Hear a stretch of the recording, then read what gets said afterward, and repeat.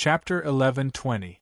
Marquis Descartes had originally thought that Su Yi's unexpectedly tough attitude was just a negotiation tactic to force the Canla Empire to change the terms that were more beneficial to them.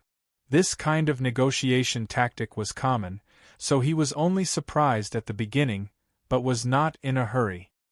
He reported the situation of the negotiations to the upper echelons of the Canla Empire while preparing to continue contact with the New Flyer and the Kingdom of Ruhr to proceed with the next step of the negotiations. However, what he didn't expect was that whether it was the Rudsun Kingdom or the Fresteck Chamber of Commerce, they all firmly rejected his requests to meet again. So even after he and the envoy stayed in Babel City for a week, they didn't see a single person from the Rudsun Kingdom or the Fresteck Chamber of Commerce, not to mention Su Yi, who had a decisive role in this. A week later, a piece of news reached Marquis Descartes' ears, and immediately shocked him and everyone in the diplomatic group.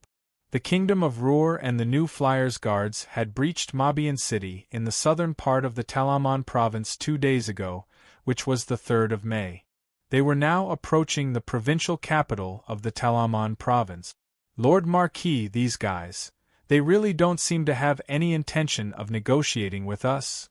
A member of the diplomatic group said to Marquis Descartes, dumbfounded. Marquis Descartes could no longer maintain his usual calm expression, and his weak smile was full of bitterness. He had never thought that the New Flyer and the Kingdom of Ruhr would actually have the face to not even give them a chance to negotiate and directly continue to attack.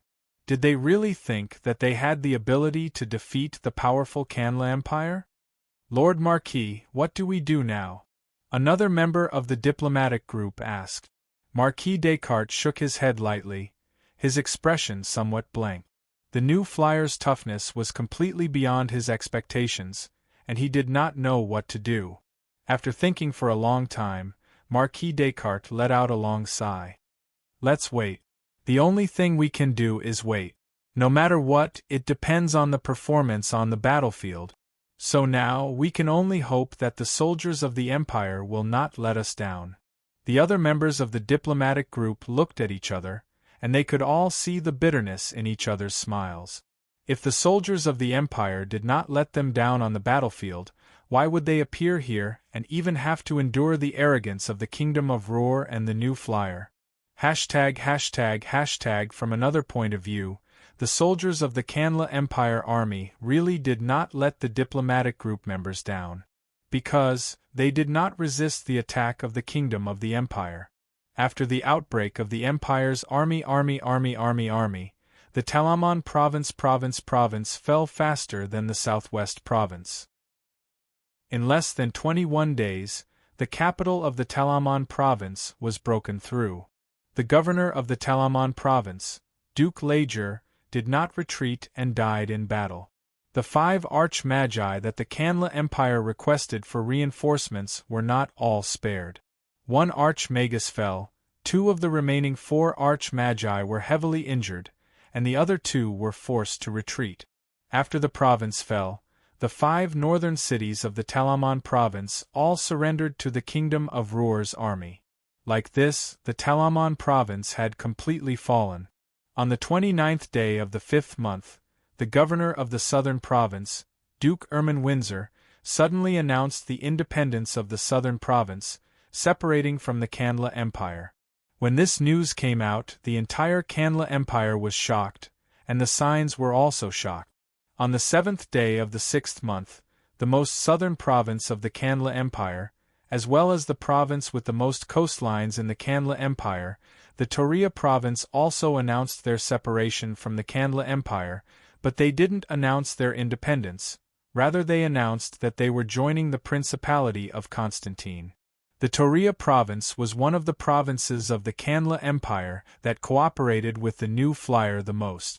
In these years, the New Flyer had already built close to 100 projects in the Toria province, involving almost all aspects of the Toria province. It could be considered the province with the deepest infiltration.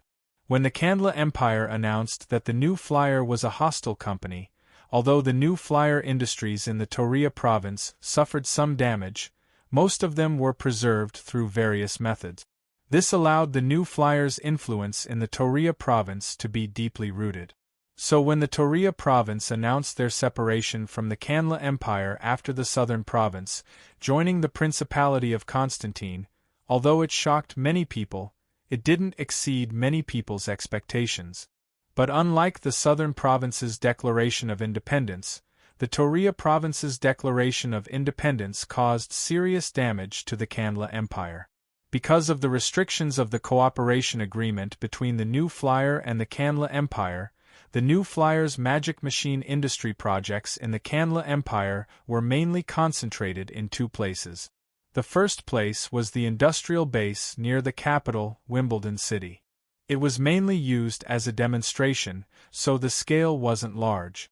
In comparison, the New Flyer and the Kanla Empire's real cooperation projects could be said to be concentrated in the Toria province. Just the scale of the magic machine industry in the Toria province alone was enough to account for 70% of the magic machine industry development in the Kanla Empire. Now that the Toria province had separated from the Kanla Empire, it instantly had a serious impact on all aspects of the Kanla Empire. It immediately caused a nationwide panic in the Kanla Empire. More importantly, the separation of the Toria province meant that the Kanla Empire had lost its southern coastline and all of its ports to the sea. The current Kanla Empire had practically become a landlocked country. Of course, the people in the signs didn't have a strong understanding of this point. The focus of everyone's attention was still on the new Lushan army that was advancing into the Kanla Empire. 2 provinces had been taken, and during this time, the Kanla Empire's army didn't see any hope of victory. This was a serious blow to the morale and confidence of the Kanla Empire. Although the Kanla Empire didn't give up and thought of a way to turn this situation around, they had no chance of winning at all. Even if they wanted to set an ambush to turn the situation around, the magic airships that were everywhere in the New Flyer had turned all of their ambushes into joke. As the new Lushan army approached Wimbledon City step by step, the citizens of the Kanla Empire didn't feel anything, but the high-level nobles of the empire became more and more unsettled. After the Southwest Province and the Toria Province, there were another 13 provinces that announced their separation from the Kanla Empire. They also expressed various degrees of cooperation to the New Flyer. Like this, close to half of the Kanla Empire's provinces had left their control. In the close to 1,000 years of history of the Kanla Empire, there had been chaos caused by various reasons. There had even been times when the imperial capital, Wimbledon City, fell into chaos and was even close to being destroyed. In these dangerous times, the Kanla Empire had always recovered and returned to being a large empire. But this time, it was different from all the crises that had happened before. When the Kanla Empire fell into a crisis before, it was mostly because of internal strife. But this time, the Kanla Empire didn't have any internal strife. Rather, in the close to 100 years before this, the Kanla Empire's imperial power was the most stable and developed golden age. In a normal situation, this kind of Kanla Empire couldn't be defeated at all. But now, with the appearance of the New Flyer, all of the Kanla Empire's defenses were shattered and the Kanla Empire was thrown into chaos. August 16th could be considered the hottest day of the year. On this day, the Lu Nu Coalition Army took the southernmost city of the Kanla Empire's central province, St. Anthonis, and officially stepped into the central province. They truly threatened the heart of the Kanla Empire, Wimbledon City. 5 days later, Marquis Descartes once again led the diplomatic group and appeared in front of the Lu Nu Coalition Army outside St. Anthonis. But unlike 4 months ago, when Marquis Descartes saw the fully equipped New Flyer guards in the Lu Nu Coalition Army, he didn't have any sense of superiority as a Kanla Empire's Lord Marquis. There was only endless bitterness and dispiritedness. The countless battles with the Lu Nu Coalition Army in the past few months told everyone that the Kanla Empire that was incomparably powerful in people's hearts was actually so weak. Starting from last year, the continuous defeats that lasted for more than a year had completely shattered the confidence of the nobles like Descartes Marquis in the Canla Empire. It also shattered the pride in their hearts. No matter how much they cursed and hated in their hearts, they had to admit that the Empire was helpless against the demon-bestowed, military magic machines of the New Flyer. Even Descartes Marquis felt a trace of joy and relief in his heart. In the past 4 months, the Canla Empire had made many requests to the New Flyer for peace talk. Descartes Marquis had even risked his life to come to the front of the New Coalition army many times, but the New Flyer had never responded. And now, the New Flyer finally gave a positive response and agreed to give the Canla Empire another chance for peace talk. Descartes Marquis was naturally overjoyed, and the entire upper echelons of the Canla Empire were also overjoyed. Since the New Flyer was still willing to negotiate, it meant that there was still hope for things to ease. As for what the Canla Empire would become after the peace talks, that was something to consider in the future. Chapter 11:21. Descartes Marquis, we meet again. Count Didymans looked at Descartes Marquis with a smile full of meaning. Descartes Marquis could only smile bitterly in his heart. After greeting Count Didymans, he directly turned to Sue. Chairman Sue, I came here on behalf of the Empire with absolute sincerity. If the New Flyer Kingdom of Roer has any conditions, we can all sit down and have a good discussion. Even if there is, Sue raised his hand to interrupt him, then nodded to Miss Soria, who was standing beside him. Miss Soria took out a document from her bag and handed it directly to Marquis. This is the armistice condition proposed by our Chamber of Commerce. Sue glanced at Descartes Marquis, who was staring at the document in a daze, and explained. Descartes Marquis reached out to take it, but after just a glance, he immediately exclaimed, "This is impossible." In the armistice agreement, the Canla Empire was required to be completely open to the New Flyer.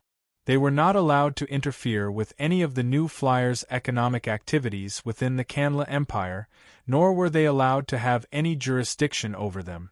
If the Canla Empire agreed to this condition, it would be equivalent to letting a monster enter the Canla Empire. With the New Flyer's current strong commercial ability and development potential, as long as the Canla Empire did this, Descartes Marquis could completely predict that the New Flyer would be able to control almost all of the magic industry-related industries within the Canla Empire in a short time. For the current Signs continent, the magic machine industry was very important to any country. If the magic industry was controlled by the New Flyer, it was almost equivalent to the Canla Empire being controlled by the New Flyer. How could the Canla Empire agree to such a condition? However, when Descartes continued to flip through the other conditions, he found that the first condition was somewhat acceptable. Everything else aside, let's talk about the third condition. The New Flyer actually requested that the Canla Empire ban all research related to military magic machines. God above, all the countries of the Signs continent were clear that the military magic machines were the key to victory on the battlefield.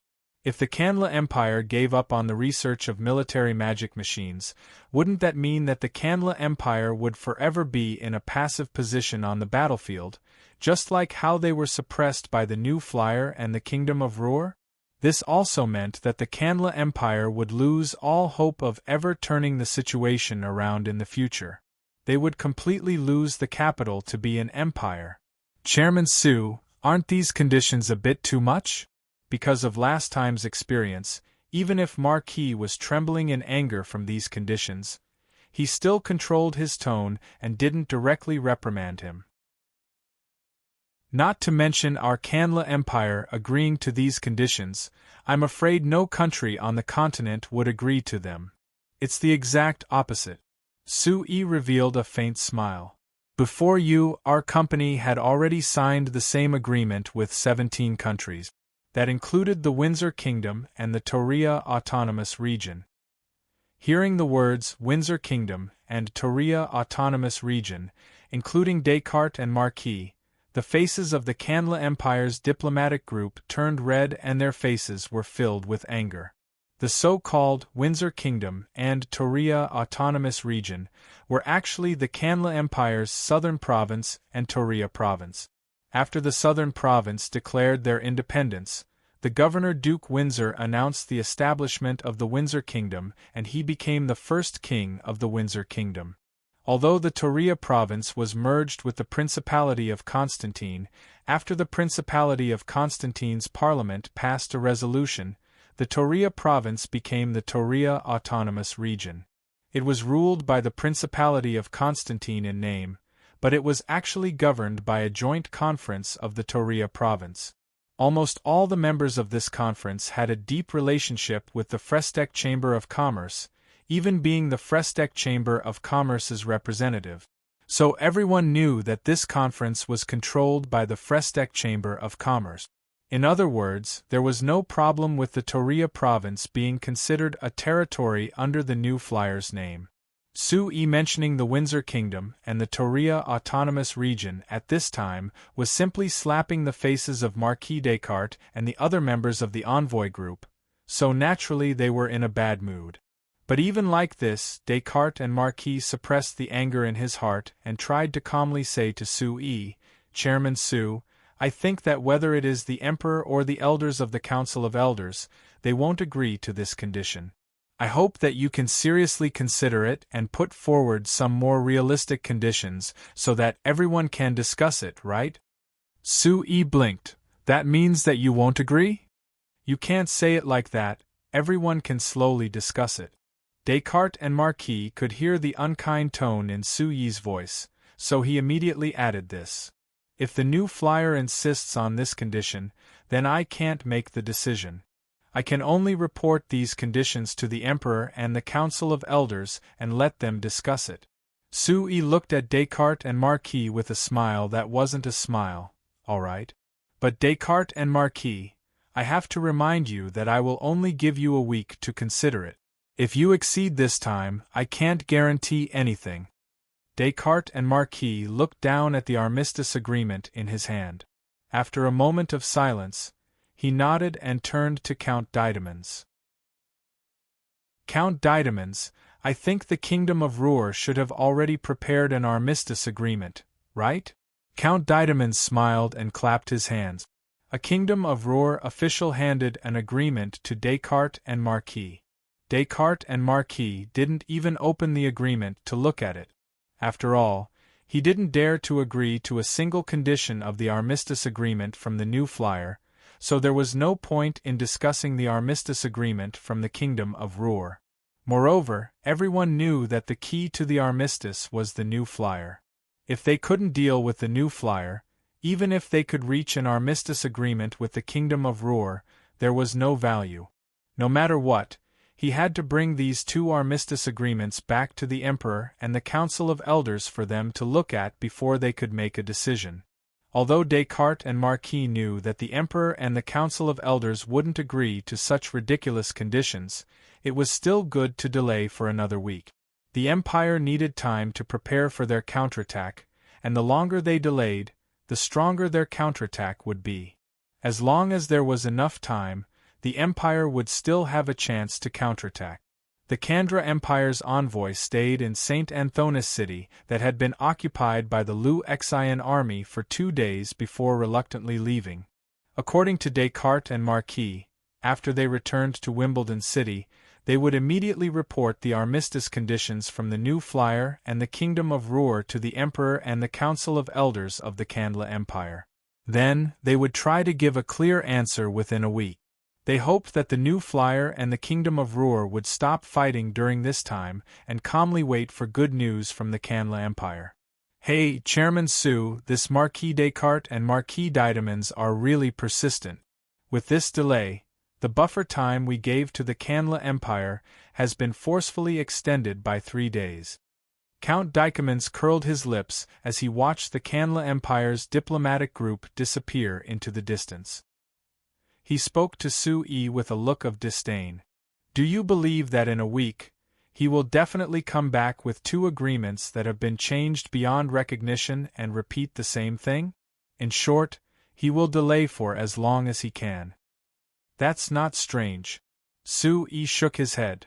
The Kanla Empire definitely wants to delay for as long as possible. They still have great confidence in the so-called foundation of the empire, and think that they can slowly exhaust us to death.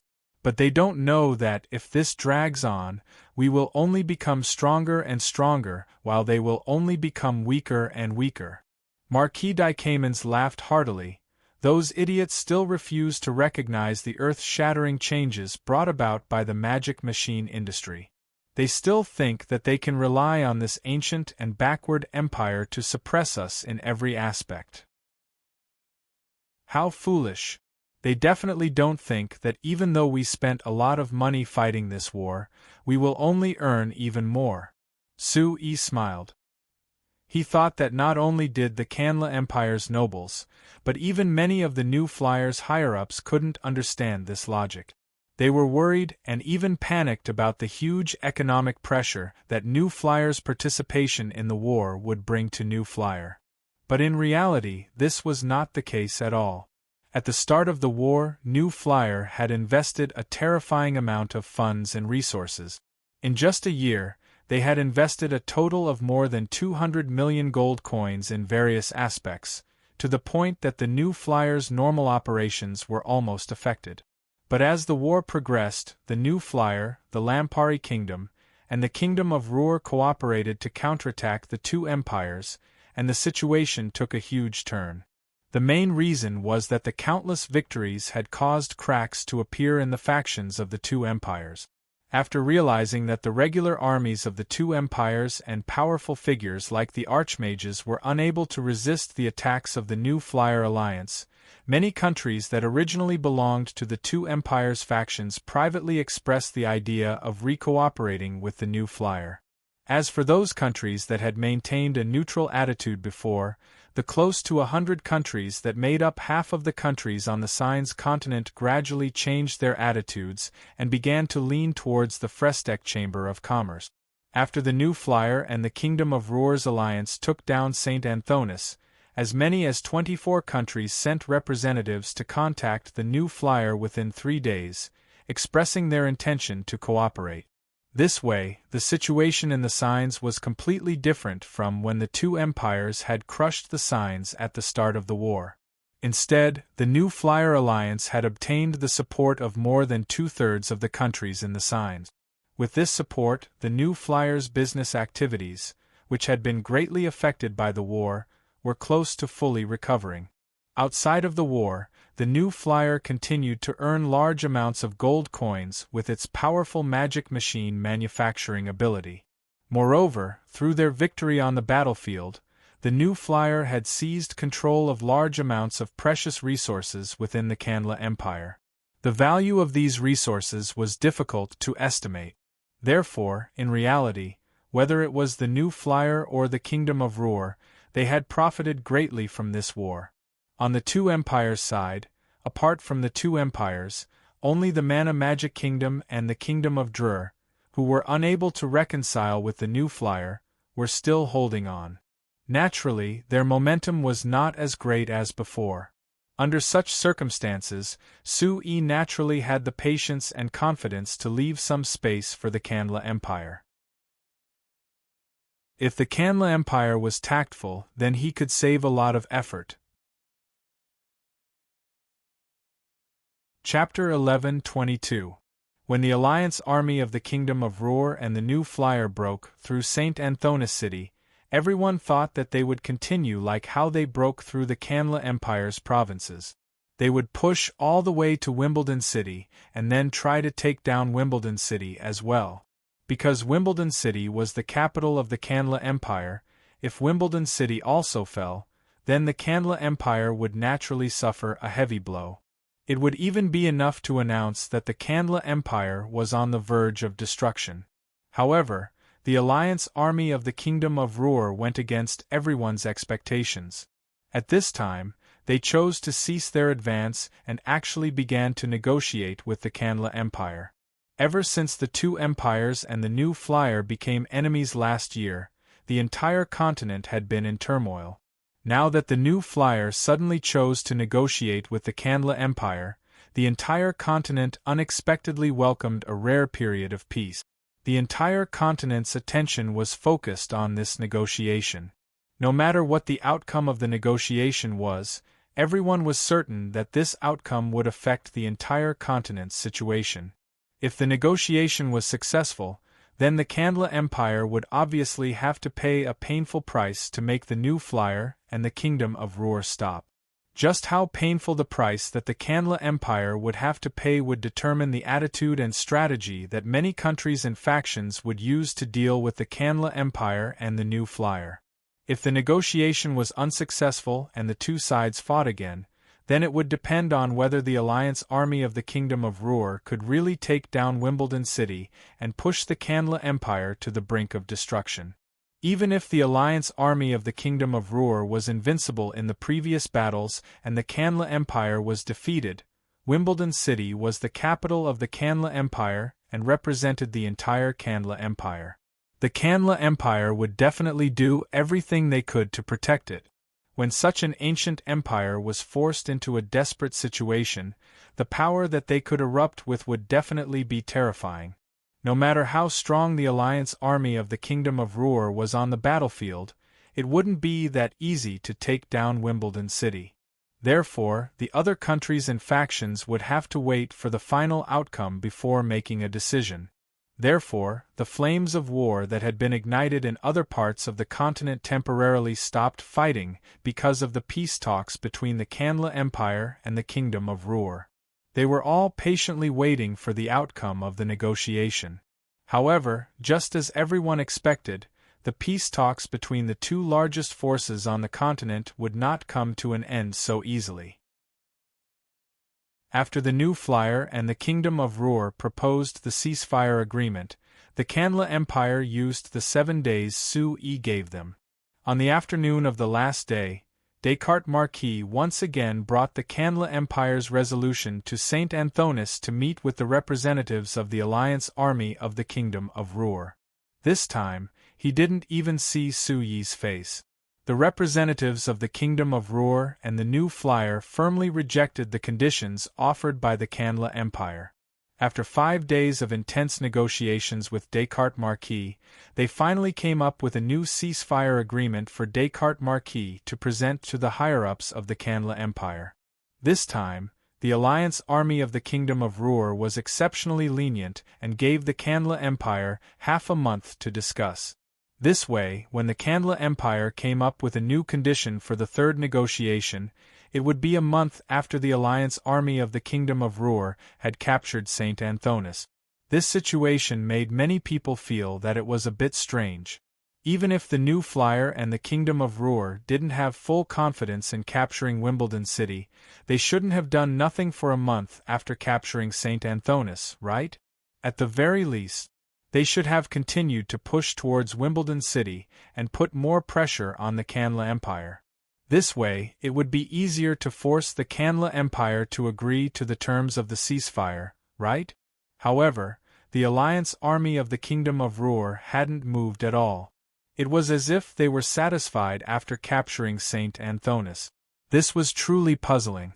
Some people who were more observant discovered that Sui, who had a decisive role in the outcome of the peace talks, hadn't appeared in Saint Anthonis at all during this period of time.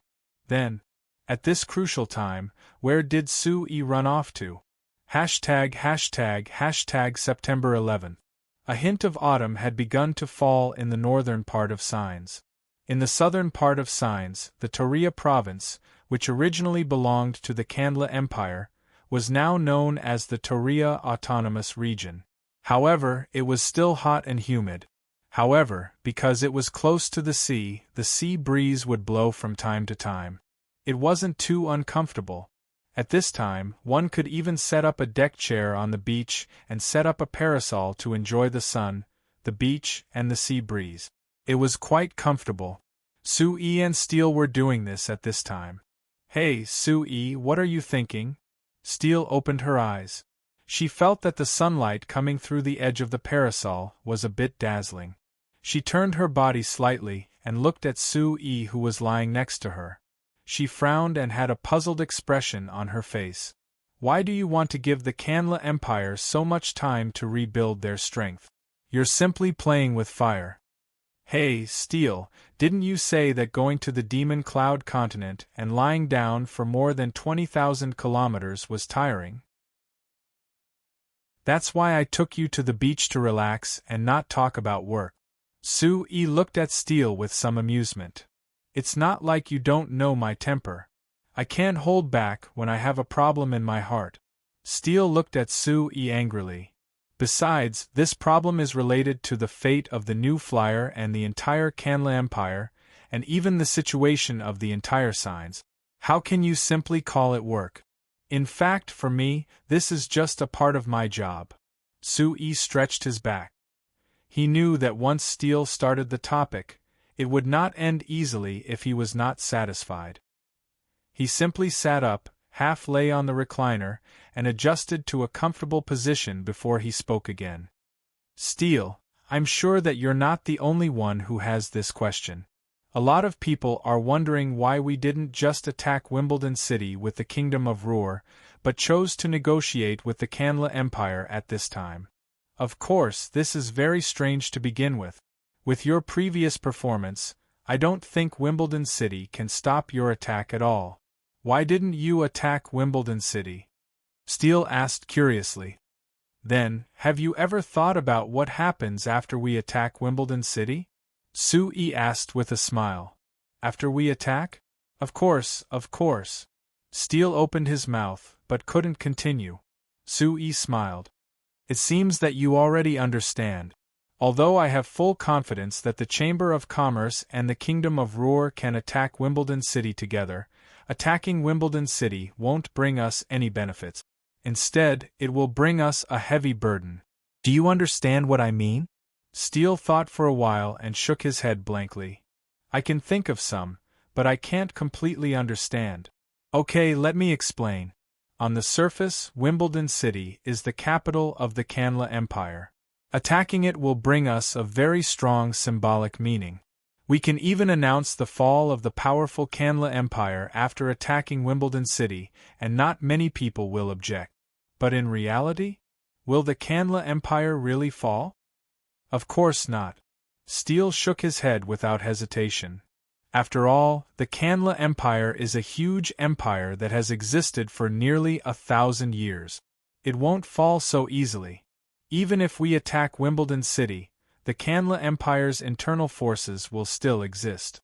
Even the Emperor of the Kanla Empire can abandon the city and escape if he sees that the situation is not good. It's almost impossible to destroy all the opposing forces in the Kanla Empire. Yes, that's the key. To completely destroy the Kanla Empire, even an empire like the Mala Empire can't do it in a short period of time. Our new flyer is only a chamber of commerce, and the Kingdom of Ruhr is only a small country that wasn't very strong before. It's even more impossible for them to do it. And to be honest, completely destroying the Kanla Empire isn't in the interest of our Chamber of Commerce and the Kingdom of Ruhr. Steel, what do you think is the most important interest for me? Steel smiled and reached out her hand to pinch Su-Yi's face. You've always wanted to spread your magic machine industry to the entire signs and make everyone's lives better. How can I not know that? Well, from this perspective, destroying the Kanla Empire isn't a good thing for you. Because even if the Kanla Empire is destroyed, you can't just use the new Flyer Chamber of Commerce to swallow the entire Kanla Empire. Instead, the Kanla Empire will be divided into countless small and large countries, making it even harder for you to expand. Am I right? Su-Yi laughed and kissed Steel's face. As expected of my most beautiful and wise wife. That's right, that's my concern. Look, the south of the Kanla Empire is already in chaos. Although Duke Windsor. Oh no, it should be His Majesty King Windsor, who is our company's former enemy, is willing to cooperate with us. It is harder for me to promote our company's standards compared to when we cooperated with the Kandra Empire. Isn't that so? I wanted to use this chance to promote our new Moon Chamber of Commerce's magic projection device, but the conditions given by each place are different. Negotiating with them is tiring me to death. Steel complained. So my suggestion for you is to not focus on this side for now, and pay more attention to the situation on the Demon Cloud continent. Sui reached out to rub Steel's shoulder, looking like he was helping her relieve her fatigue. Speaking of this, you still haven't told me how your inspection of the Demon Cloud continent went this time. Hearing this question, Steel's eyes lit up. It was very good. Chapter 11:23. Sui, do you know?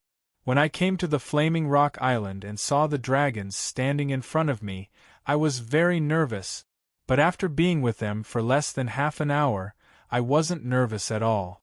You can't imagine how much the dragons liked the new illusion films that I brought. Not only the dragons, the local elves and halflings also liked the illusion films very much. Actually, I'm very curious about this. Although Lumi and the elves of the signs also liked watching illusion films, they couldn't compare to the elves and halflings of the Demon Cloud continent. They were obsessed with it. You're talking about the goblins? Of course I've met them, and I've met them quite a few times. But now that the base has been built there, and there are many company guards there, it's very easy to deal with those backward goblins. To be honest, those goblins only have an advantage in numbers. I've seen many of their weapons that were casually made of stone. Not to mention our company's guards, they can't even compare to the local elves and halflings. The humans of the Demon Cloud continent contacted the base through the Black Dragon clan at the end of last year. At the beginning of the year, the base sent a magic airship to pick up a group of local humans to visit the base, so they should have reported this to you. They are very interested in what happened in our signs, and they like our various magic machines, especially the magic illusion projector that I brought over. I think that when the time is right, it shouldn't be a problem to promote magic machines to them. To be honest, I feel that although the Demon Cloud continent is behind signs by quite a bit, its potential for development is much bigger than signs because the local market is still empty. Seeing Steel talking, Sui kept smiling. It should be said that other than some details that weren't accurate because of lack of information, Steel's views on the Demon Cloud continent were very accurate. The Demon Cloud continent was indeed much more backward than the signs, but it was precisely because of this that the Demon Cloud continent was like a blank piece of paper. It was easy to plan and develop at will. In theory, it was much easier to develop than the signs. At the very least, in the Demon Cloud continent, the goblins were now in a dominant position. However, the goblins were an extremely backward race that couldn't even build a complete country. Such a race, in addition to occupying the ruling power by virtue of far greater numbers than other races, actually had very weak control over the Demon Cloud continent, allowing other races to take advantage of many loopholes and obtain a certain amount of living space. The reason why New Flyer was able to successfully build a base on the Demon Cloud continent in just a few years and quickly expand it was because of a loophole. At the very beginning, although the goblins were aware of the sudden emergence of this human base and organized an attack, under the powerful firepower of the New Flyer guards, these goblins were easily repelled. Then these goblins attacked many times. After being repelled many times, they didn't attract a large number of goblins to besiege them as New Flyer was worried about. Instead, they withdrew from the area and allowed New Flyer to develop freely. If it were the signs, New Flyer would inevitably attract a full attack from a local human country, and it would be difficult for them to gain a foothold. Therefore, if New Flyer could take advantage of this situation and cooperate with other races on the Demon Cloud continent, then it would be very hopeful to really take root on the Demon Cloud continent, so as to seize the rich resources on the Demon Cloud continent one step ahead. This was something that the Frestek Chamber of Commerce would have a hard time obtaining on the Signs continent. Almost all the resources on the Signs had been divided up by the various human countries. If New Flyer wanted to obtain any of them, they would have to pay a high price. In fact, this time, New Flyer and the two empires went to war. In addition to the two empires wanting to seize the leadership of the magic machine industry from New Flyer, there was a more important reason, and that was to compete for resources. If these resources were invested in the Demon Cloud continent, the returns might be countless times more generous. Of course, the premise was that New Flyer could lay an extremely solid foundation on the Demon Cloud continent. Moreover, the Demon Cloud continent had a great disadvantage compared to the Signs, and that was, the population was much worse. Although the goblins were large in number, because of their low civilization characteristics, it was difficult for New Flyer to develop them as their target customers. This market was equivalent to zero. Apart from the goblins, the number of other intelligent races was too small, so the market on the Demon Cloud continent was much smaller than that of the Signs. This was the most difficult thing to develop, and it required a lot of time and energy. Although New Flyer had also found some discoveries in other directions, such as 2 continents and many large islands, the intelligent creatures on these 2 continents and islands were even fewer, so they could not be counted on. Therefore, New Flyer could at most develop the Demon Cloud continent as a resource location, and the main market direction was still on the Signs. In the final analysis, the result of this war with the 2 empires would play a decisive role. After Steele talked about various things about her inspection of the Demon Cloud continent, she turned her eyes and brought the topic back to this. Although you asked me to pay more attention to the situation of the Demon Cloud continent, our Chamber of Commerce's production of various magic projection devices, the selection of actors in the illusion films, the layout of the scenes, and even the main audience are all concentrated on the Signs, so I can't not pay attention to the situation here. Steele paused, hesitated, and asked, Sue, how long do you think it will take to determine the result of this war? Sue shrugged. I don't know, because it depends on what the Canla Empire chooses. If they choose to fight to the death with us, then I can only tell you that this war will take a long time to completely end.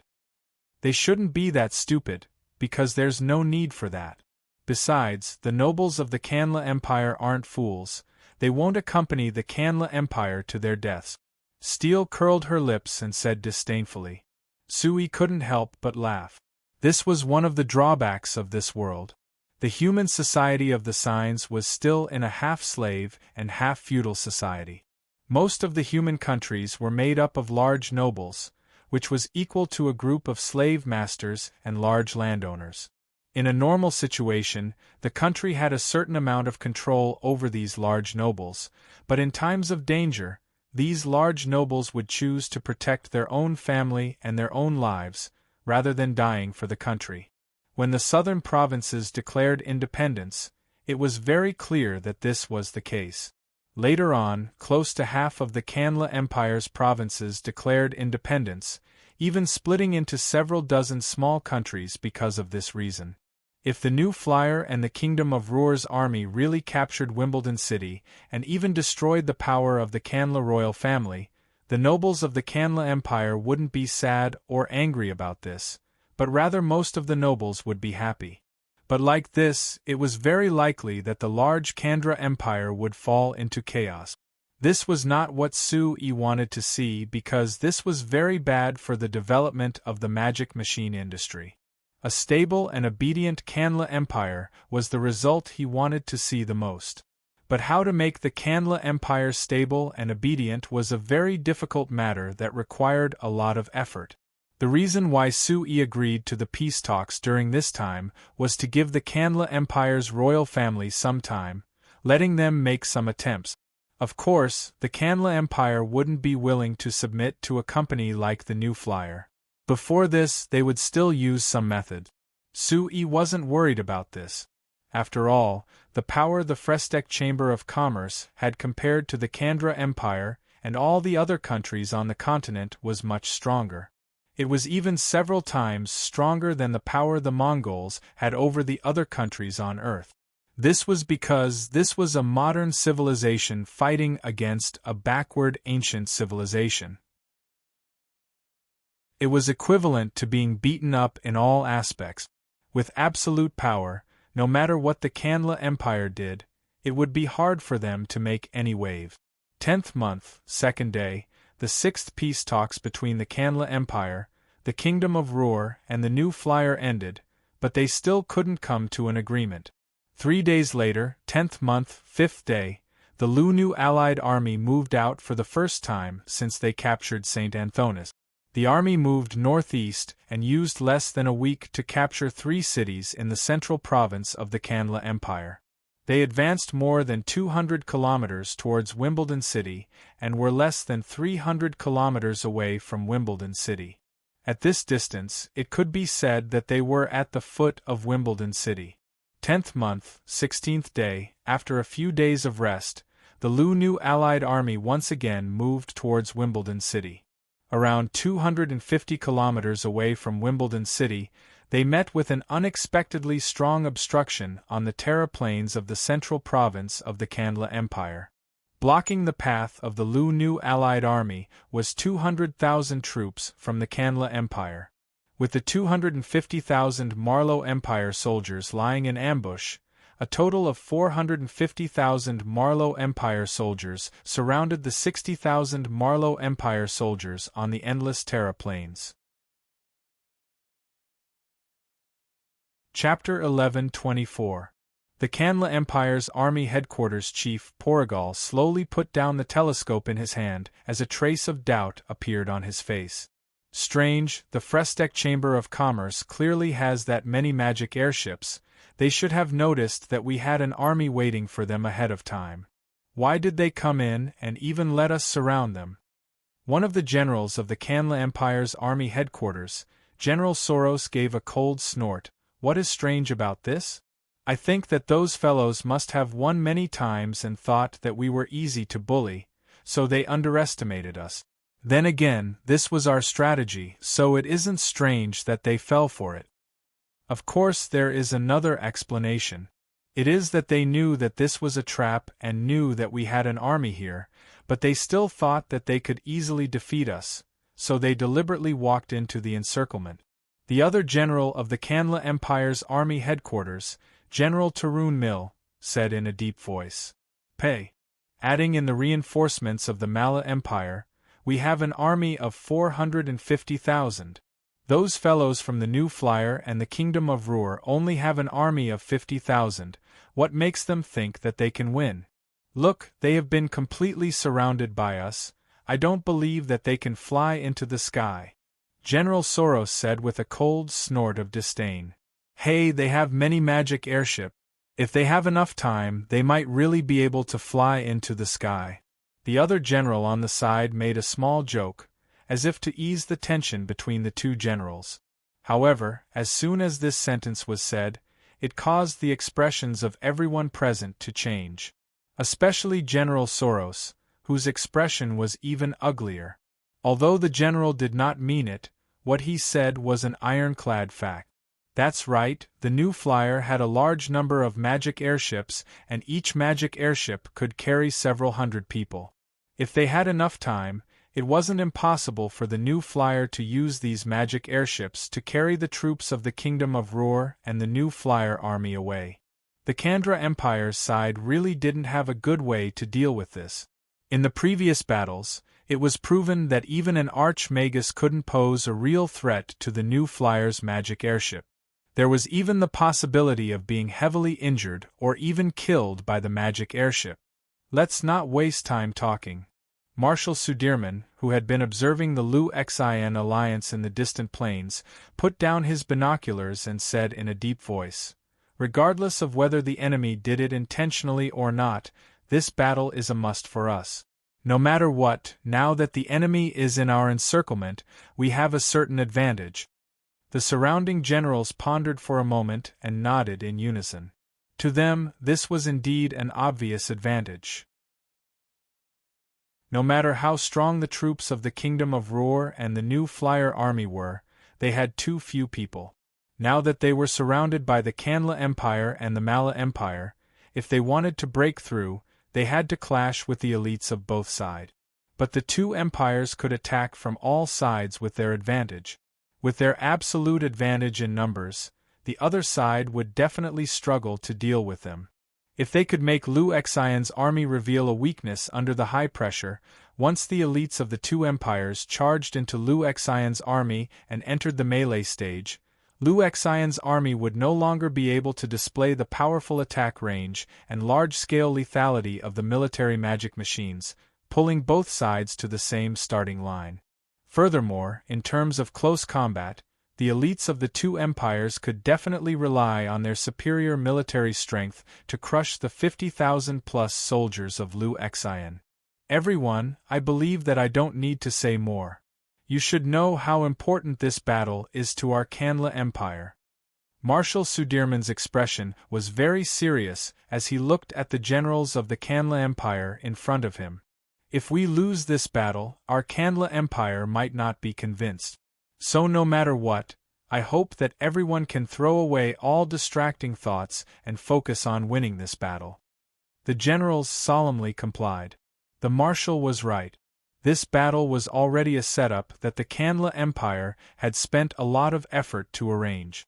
Now that the Malur Empire's reinforcements had arrived and the Liu Xian alliance was led to the ideal place to attack, everything seemed to be perfect. If they lost like this, it was enough to prove that the Canla Empire wouldn't have the ability to resist the Liu Xian alliance. Not to mention Wimbledon City, not far behind them, even the entire Canla Empire could only surrender to the Liu Xian alliance's iron hooves. No, it should be said that they would surrender to the Liu Xian alliance's cannon fire. Contact the Malur Empire and tell them that if nothing unexpected happens, attack according to the plan. Marshal Sudirman gave this order to the messenger beside him in a deep voice. Then he took out his binoculars again and focused on the Liu Xian alliance in the distance. Seeing the fierce-looking magic tanks in the Liu Xian alliance, Marshal Sudirman deeply knit his brows. Even now, he still couldn't find a way to deal with these magic tanks. Although in the previous battle, it was proven that digging trenches ahead of time could stop these magic tanks from advancing, their main mission this time was to destroy the Liu Xian alliance. If these magic tanks weren't used to advance and were used to break through the encirclement, whether it was the Canla Empire or the Malur Empire's army, they wouldn't have a good way to stop them. The only hope was to use the magician army or have the Arch-Magi make a move. But if they wanted to use the Arch-Magi, New Flyer had a very unique and terrifying method to deal with magicians. Even the Arch-Magi couldn't escape. Thinking of the Arch-Magi from the two empires that had fallen in battle, Marshal Sudirman's heart was filled with annoyance. In the past, the two empires had been able to call for wind and rain on this continent. Apart from relying on their own national strength, their greatest trump card was the 9 archmages they each possessed. With them here, the two empires never needed to worry about their territory being attacked by enemies. However, New Flyer had killed more than one archmagus in battle. Not only could the Arch-Magi not be the protectors of the two empires, they had become weak existences. If they didn't use the Arch-Magi, it would be hard to deal with the powerful military magic machines of the New Flyer. If they used them, it would be hard to accept the loss of a single Archmagus. Helplessly, although the Canla Empire's army would still call out Arch-Magi, whether it was the Canla Empire's army headquarters or the Arch-Magi themselves, they weren't willing to charge to the front lines to fight the New Flyer. They were mainly responsible for helping the Canla Empire's army defend against the enemy's fierce artillery attack. For example, this time, the strategy that the Canla Empire and the Malur Empire had discussed was to rely on their powerful Arch-Magi army as protection and help their soldiers charge at the Liu Empire's army. They would try their best to reduce casualties under the enemy's fierce attack. Moreover, the Canla Empire had 9 Arch-Magi at the start of the battle. Now that 2 Arch-Magi had fallen, Reduca and Ophelion had refused to participate in the battle, and the other 2 Arch-Magi had announced that they were going into seclusion. The Canla Empire's army only had 3 Arch-Magi left to participate in the battle. Therefore, they couldn't rely on the strength of the Arch-Magi to besiege the city like before. Marshal Sudirman looked back and saw that the Arch-Magi army had finished setting up the defensive magic formation under the leadership of the 3 Arch-Magi.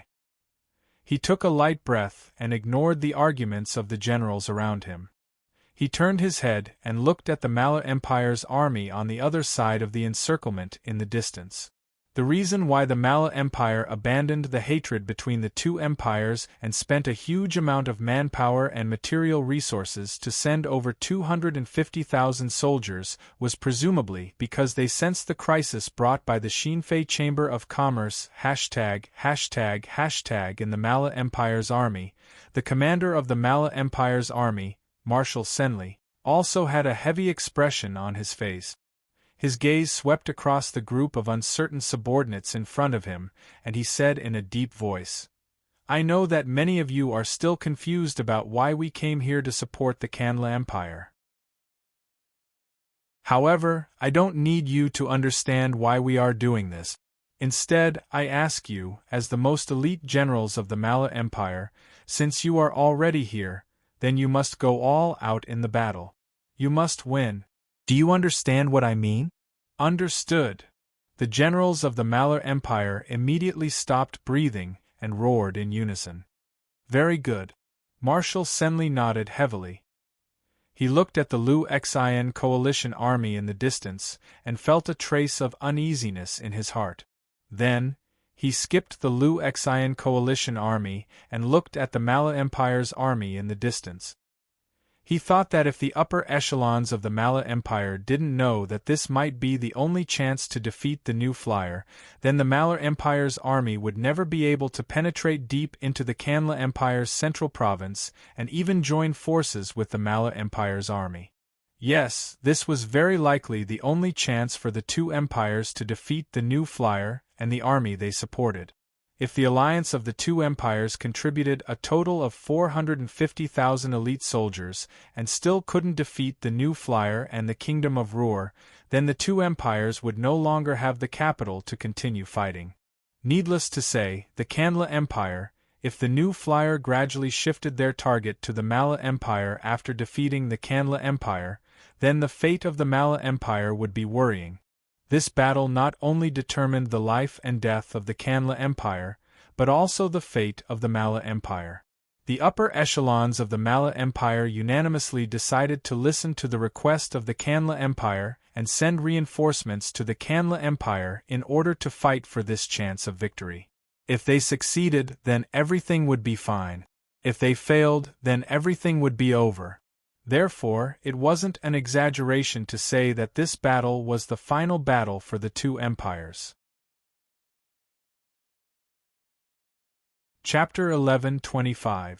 The commander of the Kingdom of Ruhr's northern expedition, Count Dalsey, turned to look at the tightly packed troops of the Kanla Empire and Mala Empire in the distance, as a trace of nervousness and uneasiness appeared in his heart.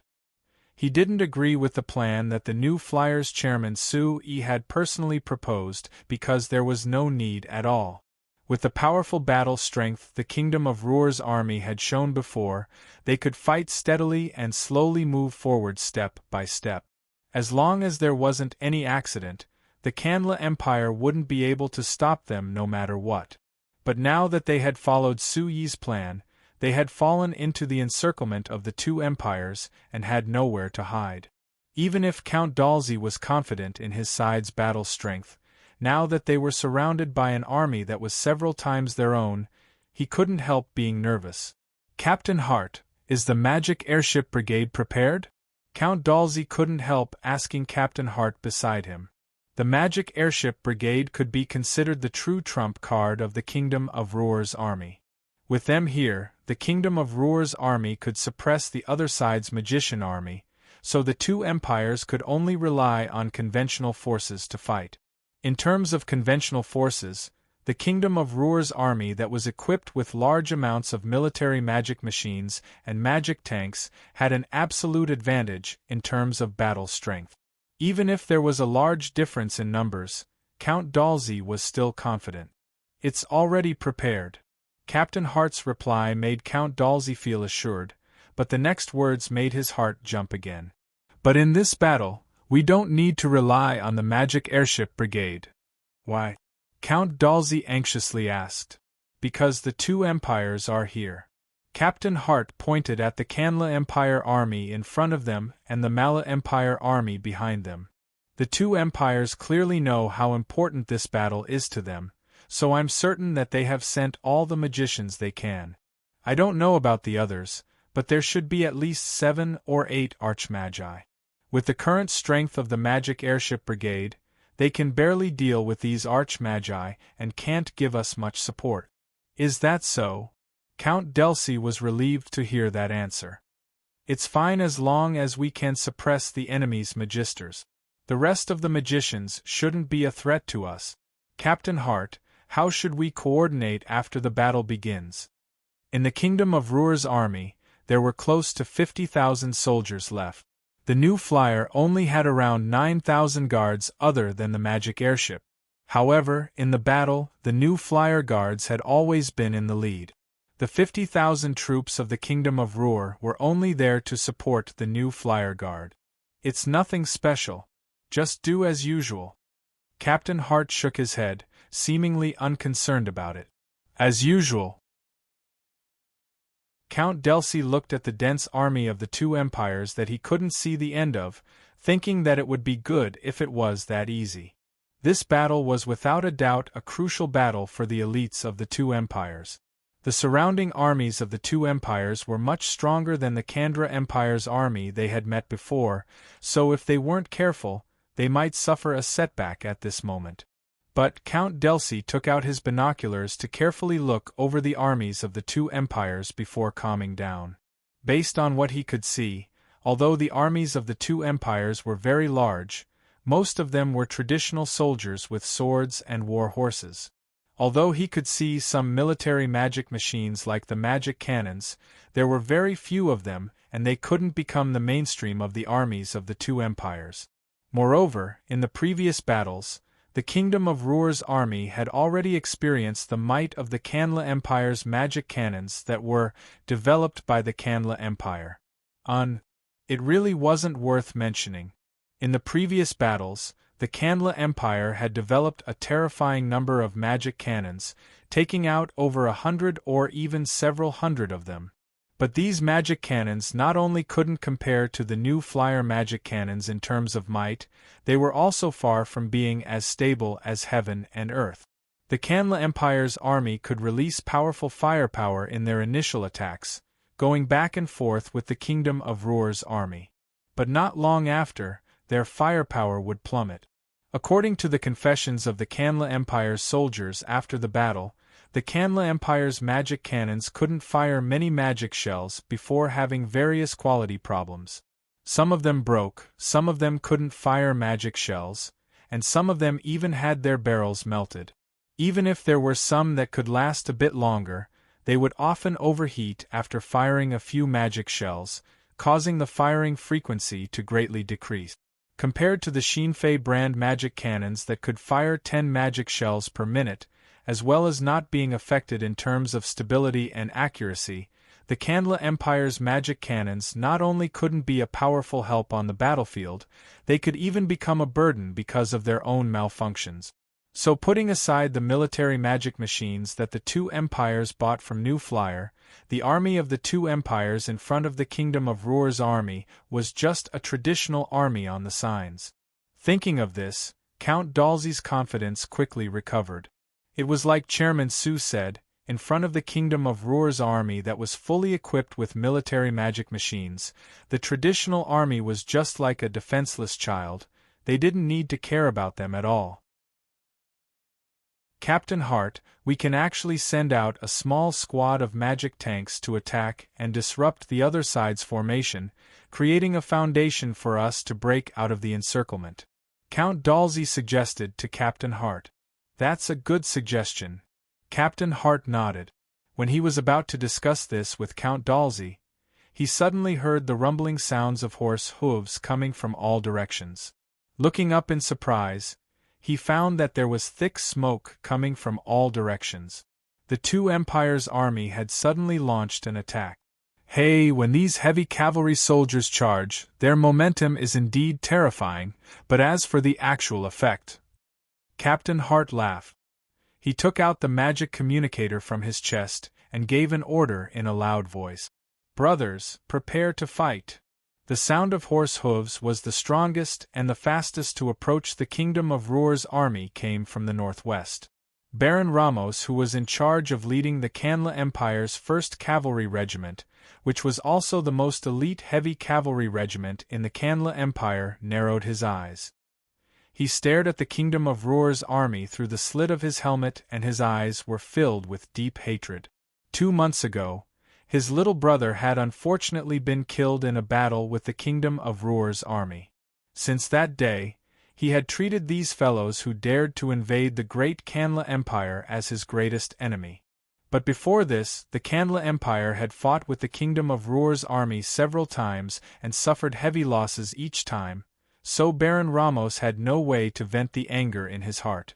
But today, there was finally a chance for the two empires to work together and surround the kingdom of Ruhr's army.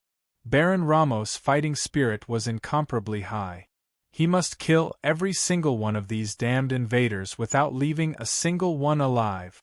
Only like this could he let his little brother, who had returned to the embrace of the gods, rest in peace. Brothers, kill! Although they were still 3 kilometers away from the kingdom of Ruhr's army, Baron Ramos already couldn't hold back the flames of rage in his heart as he roared out, "Kill!" The 1st Cavalry Regiment's 5,000 elite heavy cavalry behind him also gave an angry roar. Their shouts shook the sky and spread across the battlefield. Kill! This was the heavy cavalry charging at the kingdom of Ruhr's army from all directions, responding to the 1st Cavalry Regiment's shouts as they gave a shocking roar at the same time.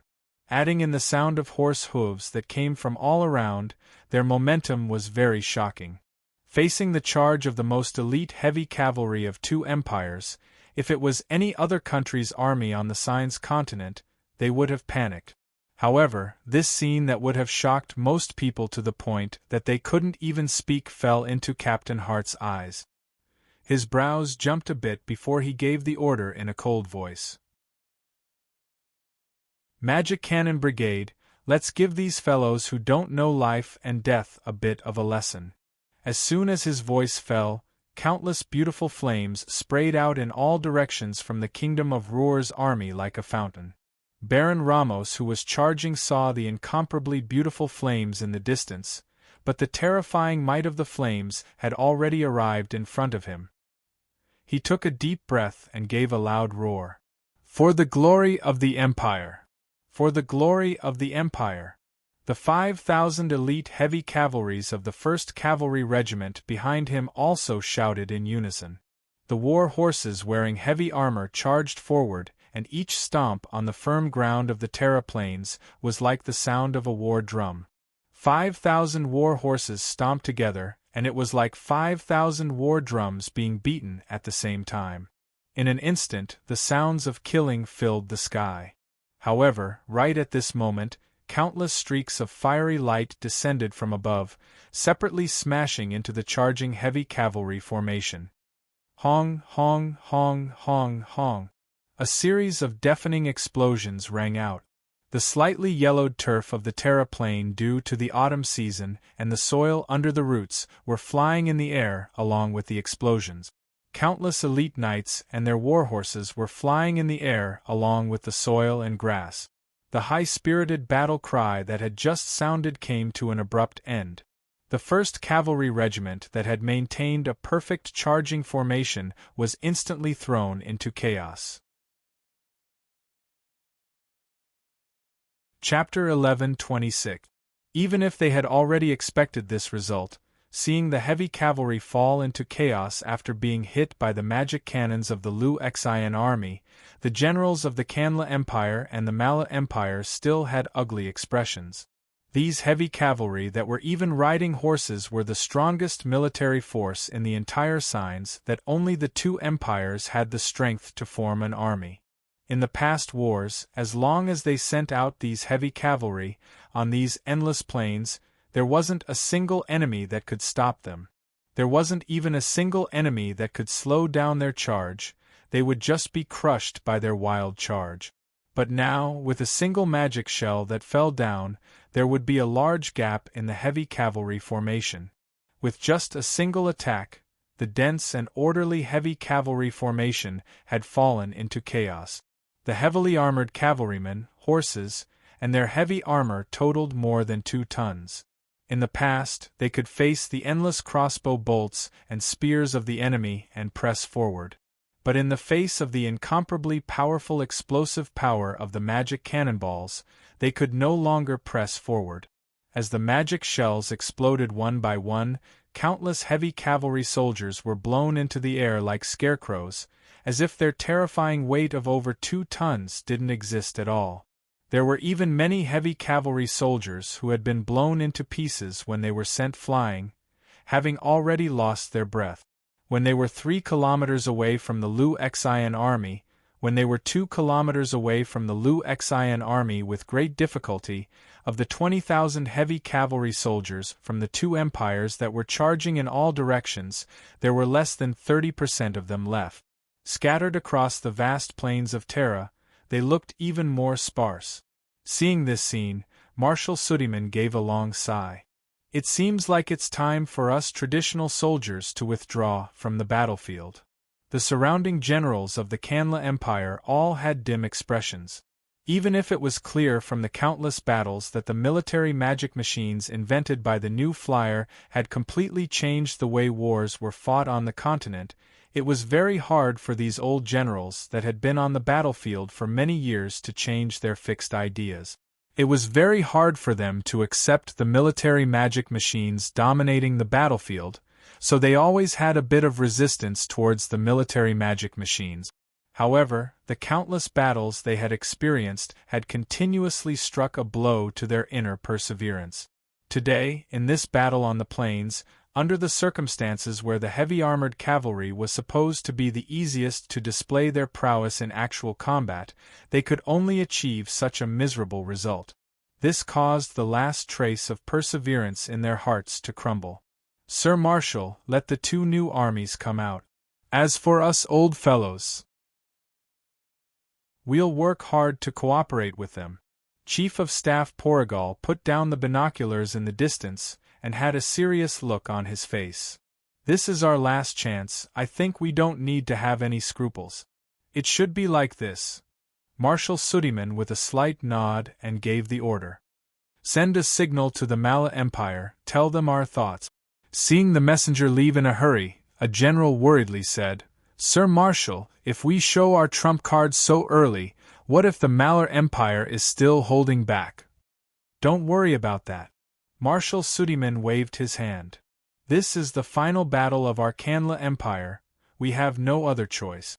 If the Malar Empire is smart enough, they will know what to do. I don't think we need to worry about this. Since the Mala Empire is willing to send reinforcements, it means that they are very clear about the current situation, so I think they won't hold back." Portugal's words were unanimously approved by the group of generals. So the order was quickly passed down, and the army of the Kanla Empire moved closer to the encirclement of the Lu New Coalition army. "Count Dulcie, since your kingdom of Ruhr formed an alliance with us, you have always been taking the initiative to attack. This is the first time you are defending, right?" Captain Hart in the Lu New Coalition army suddenly spoke. Count Dulcie froze for a moment, his eyes turned, and quickly went through the battles of the past few months in his mind. He was surprised to find that Captain Hart was actually right. Since the alliance formed to invade the Kanla Empire, the Lu New Coalition army had always been on the offensive and won every battle. Facing the Lu New Coalition army's offensive, the Kanla Empire could not even put up a decent resistance, so it was naturally impossible to force the Lu New Coalition army into a defensive situation. After fighting for a few months, this was the first time the Lu New Coalition army defended against the Kanla Empire's attack. Thinking about this, Count Dulcie's expression became a bit strange. He did not think about it before, but now that he thought about it, he felt that it was a bit too inconceivable. Their enemy was the Kanla Empire, one of the two most powerful empires on the continent. And they were only a small kingdom of Ruhr with a chamber of commerce, yet they were able to force the Canla Empire into such a state. It was truly inconceivable. But thinking about it again, the facts were right before his eyes, and he had to believe it. But what was the meaning of Captain Hart's words? Seeing the doubt in Count Dulce's eyes, Captain Hart laughed and patted Count Dulce's shoulder. "You probably don't know, our Chamber of Commerce's military magic machines are indeed powerful when used for offense, but they are even more powerful when used for defense." Count Dulce forced out a smile. Although he believed that the military magic machines were stronger when used for defense, there were over 450,000 enemies, and they were the elite army of two empires. How could it be that easy to defend against the enemy's attack? Captain Hart ignored the strange look in Count Dulce's eyes. He grabbed the magic communicator and roared, "Magic cannon team, pay attention, fire at full power for me. If any enemy cavalry can come within a kilometer of us, I will write a report and deduct a month's worth of wages and bonuses from each of you." Count Dulce's lips twitched. God above, on the battlefield, he had seen a lot of people use disobeying military orders to urge their soldiers to fight bravely. However, he had never seen someone like Captain Hart who used salary and bonuses as a threat. But thinking about how the lowest wage of the new flyer guards was 20 gold coins a month and adding in their bonuses, it was over 30 gold coins a month, Count Dulce felt that this threat was very terrifying. If it was the soldiers of the Kingdom of Ruhr, if you were willing to give them 30 gold coins, most of them wouldn't hesitate to give up their lives.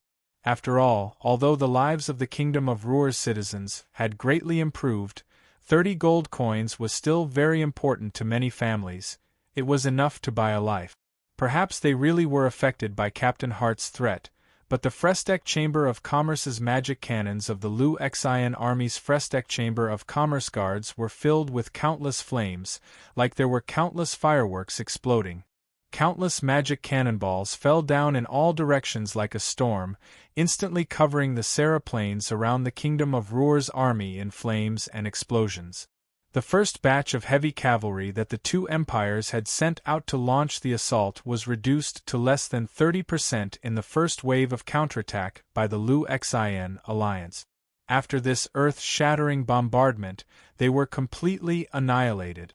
Behind the heavy cavalry, the two empires had sent out large amounts of light cavalry.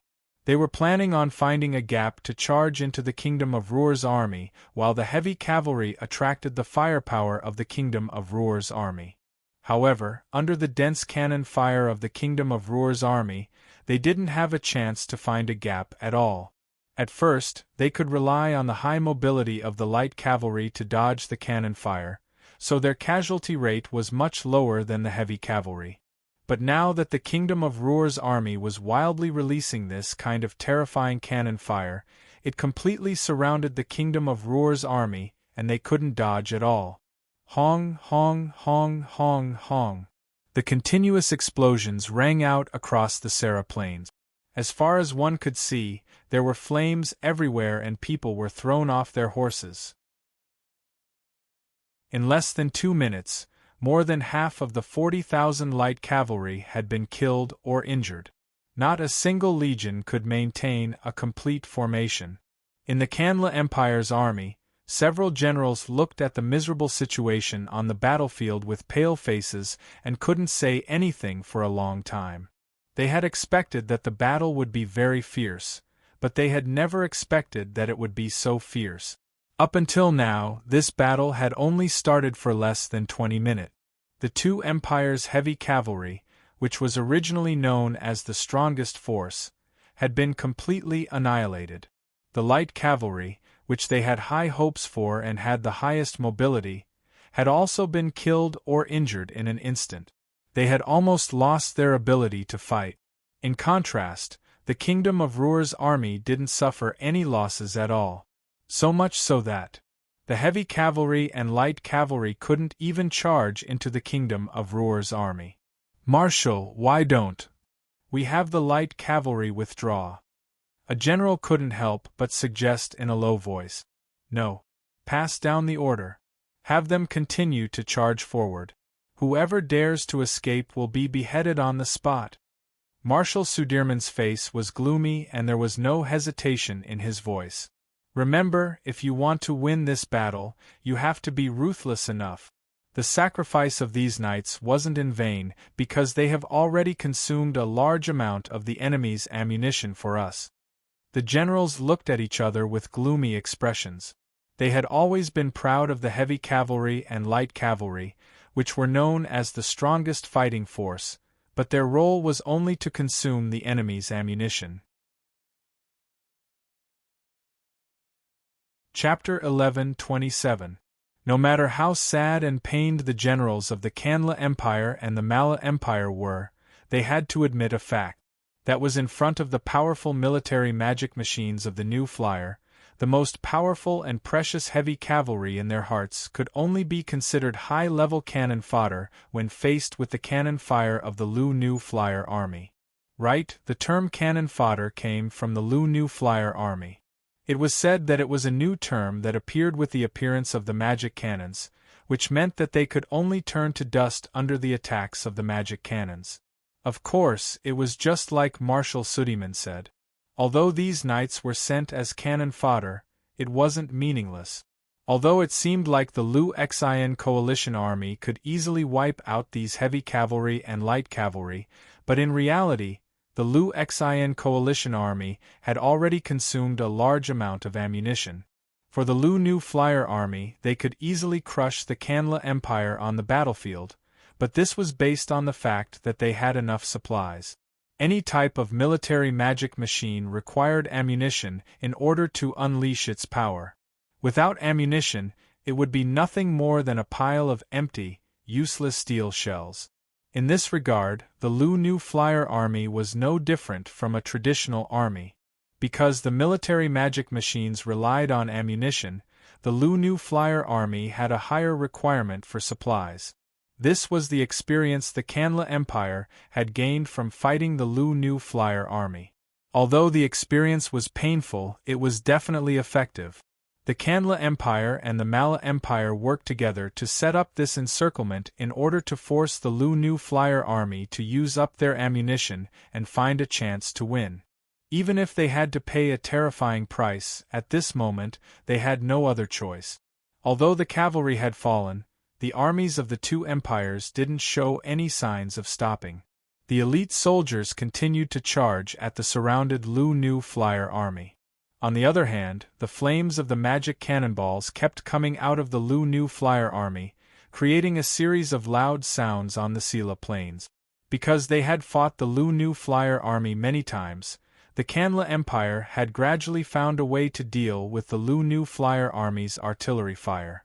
They didn't use a dense formation like they did in traditional wars, relying on numbers to defeat the enemy.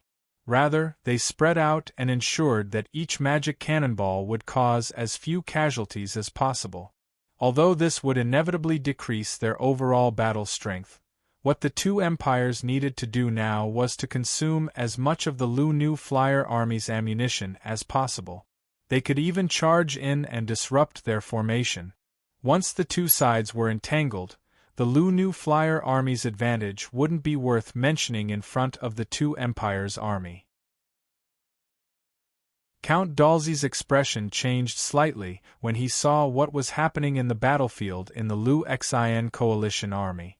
Captain Hart, if this continues, I'm afraid that our mana cannons won't be able to last much longer. Captain Hart gave a slight nod. That's right. With this consumption speed, at most half an hour of the Lu New Flyer army's firepower. Can't even hold on for half an hour? Count Darcy was shocked. Dalzy was shocked, then. Should we carry out the next step of the plan ahead of time? Captain Hart raised his hand to look at the timer on his wrist and shook his head. There's still 10 minutes before the agreed time, we can't rush now. Count Dalzy, have your magic war chariot group attack with our magic tanks, delaying the enemy's attack for a bit longer. All right. Count Dalzy agreed before turning to give the order. 2 minutes later, the Kingdom of Ruhr's Magic War Chariot Group, that was made of 500 custom-made Magic War Chariots, and the New Flyer Magic Tank Group, that was made of 200 Magic Tanks charged out of the New Flyer Army. They were like a tide as they charged at the Malar Empire Army to the southwest. The reason why they didn't choose the Kanla Empire Army to the northeast was because they were worried that the other side would dig a trap ahead of time, which would hinder the advance of the Magic War Chariots and Magic Tank. When the Magic War Chariots and Magic Tanks charged out, the New Flyer Army's magic cannons also changed. They focused their firepower on the Kanla Empire soldiers charging from the north and didn't attack the Mala Empire Army. Seeing the New Flyer Army's Magic War Chariots and Magic Tanks that were like several hundred tigers, the generals of the two empires were all shocked. Since the start of the battle, the New Flyer Army had been relying on the magic cannons to defend their position, not letting the enemy advance an inch. This was the New Flyer Army's first counterattack. Although it was fierce, it reflected a fact. The New Flyer Army didn't have much confidence in their ammunition, so they could only take the initiative to reduce their consumption. The Malar Empire's side quickly reacted. The Malar Empire's commander, Marshal Sun Li, waved his hand, and two groups of 10,000 light cavalry that had already been prepared split into two groups, charging into the battlefield from the sides like two sharp blades. Their mission wasn't to fight the Magic War Chariots and Magic Tanks, but rather to use their high mobility to harass them. At the same time, they would threaten the New Flyer Army, making sure that the other side's Magic War Chariots and Magic Tanks wouldn't dare attack the Mala Empire's side. At the same time, the Malar Empire's magic cannons that hadn't been used before finally let out their own roar. Hong, hong, hong, hong. There were 500 self-developed magic cannons and 100 magic cannons bought from the Frestec Chamber of Commerce attacking at the same time, creating countless beautiful flames on the battlefield. It had to be said, the Malar Empire's control of the magic cannons was far from perfect. This was reflected in the fact that the magic cannons they fired had a terrible hit rate.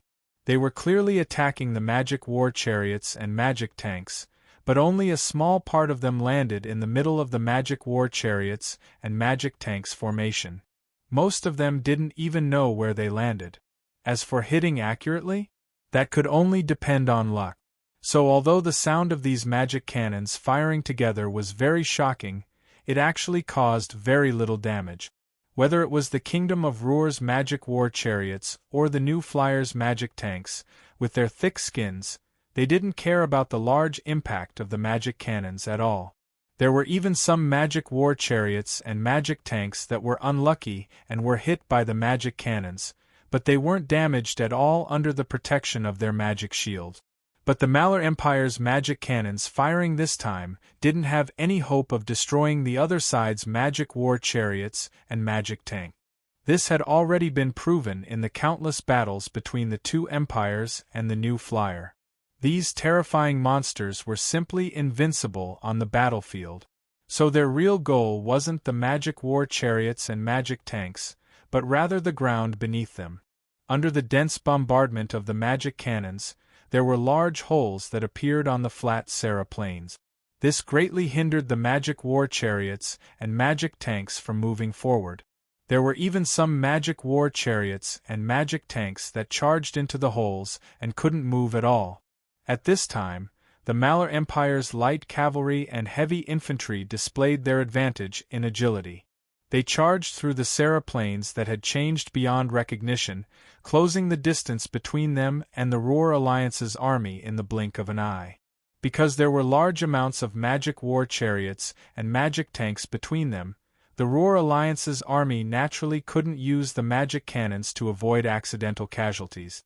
At first glance, the Ruhr Alliance's army had no way of stopping the Mala Empire's advance. Humph! Do you really think that we only have the magic cannons left? Captain Hart in the Ruhr Alliance's army saw this and gave a cold laugh. He picked up the magic communicator and gave an order. After a while, the 200 magic tanks of the New Flyer Magic Tank Brigade that couldn't move quickly because of the terrain began to move. They quickly spread across the battlefield, almost forming a line. It was like a wall that blocked the charge of the Mala Empire's light cavalry. The commander of the Mala Empire's light cavalry saw this and didn't hesitate to give the order to charge again. These 200 magic tanks seemed like they had completely blocked the path in front, but there was a large gap between each magic tank, and it was enough for them to easily pass through. As for how to deal with these magic tanks, that was the task of the heavy infantry behind. However, when they charged, the cannons in front of the 200 magic tanks roared out at the same time. Although compared to the normal magic cannons on the magic tanks were much smaller, whether it was the caliber or the power of the cannons, because they were closer and adding in the fact that they were firing normally, they caused more damage than the magic cannons. In just a single round of firing, the 10,000 elite light cavalry that had just been sent out were thrown off their horses. Close to half of the knights couldn't stand up again. The Mala Empire's light cavalry knew that they couldn't retreat at this time, so they charged forward with gritted teeth. However, under the merciless second round of firing from the magic tanks, over a third of the knights were instantly vaporized. In the blink of an eye, there were less than 1,000 knights left on the battlefield from the 10,000 light cavalry. At this time, the covers of the 500 magic tanks of the Kingdom of Ruhr opened and 2 fully armed Kingdom of Ruhr soldiers came out of each magic tank, firing at the remaining Mala Empire light cavalry not far away. At this point, the 30,000 light cavalry that the Mala Empire had sent as reinforcements had been completely wiped out. Chapter 11:28. It wasn't just the respected arch-magi who were confused.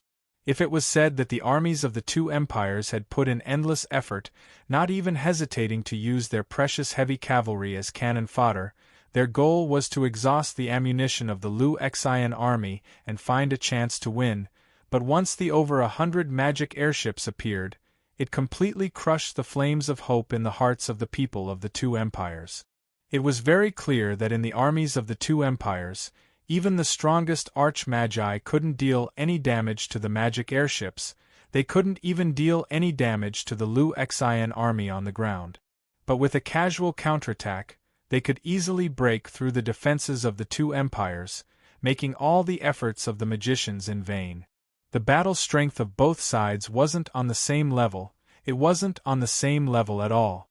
After recognizing this fact, the armies of the two empires instantly lost the courage to keep fighting.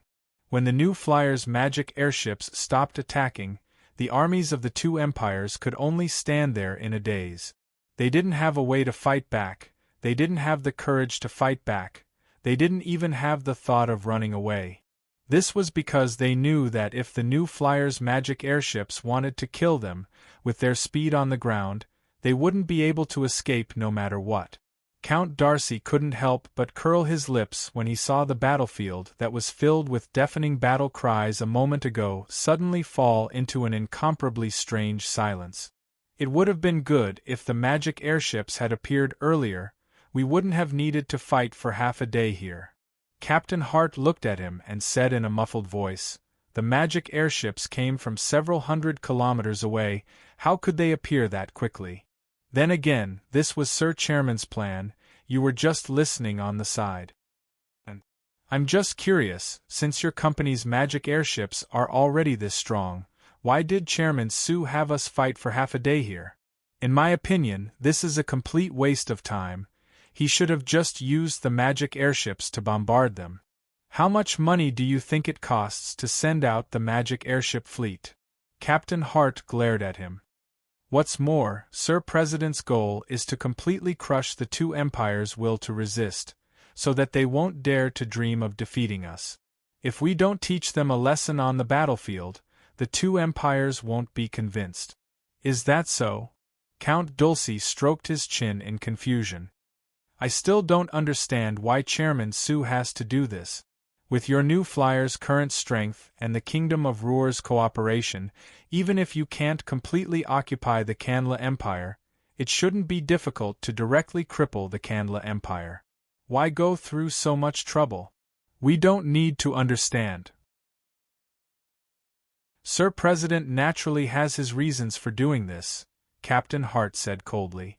Count Dalsey shook his head. He thought that Su Yi's prestige in the hearts of the Frestec Chamber of Commerce's subordinates was very high, even reaching the point where they wouldn't question him. But with the abilities that Su Yi had displayed over the years, he was indeed worthy of this prestige.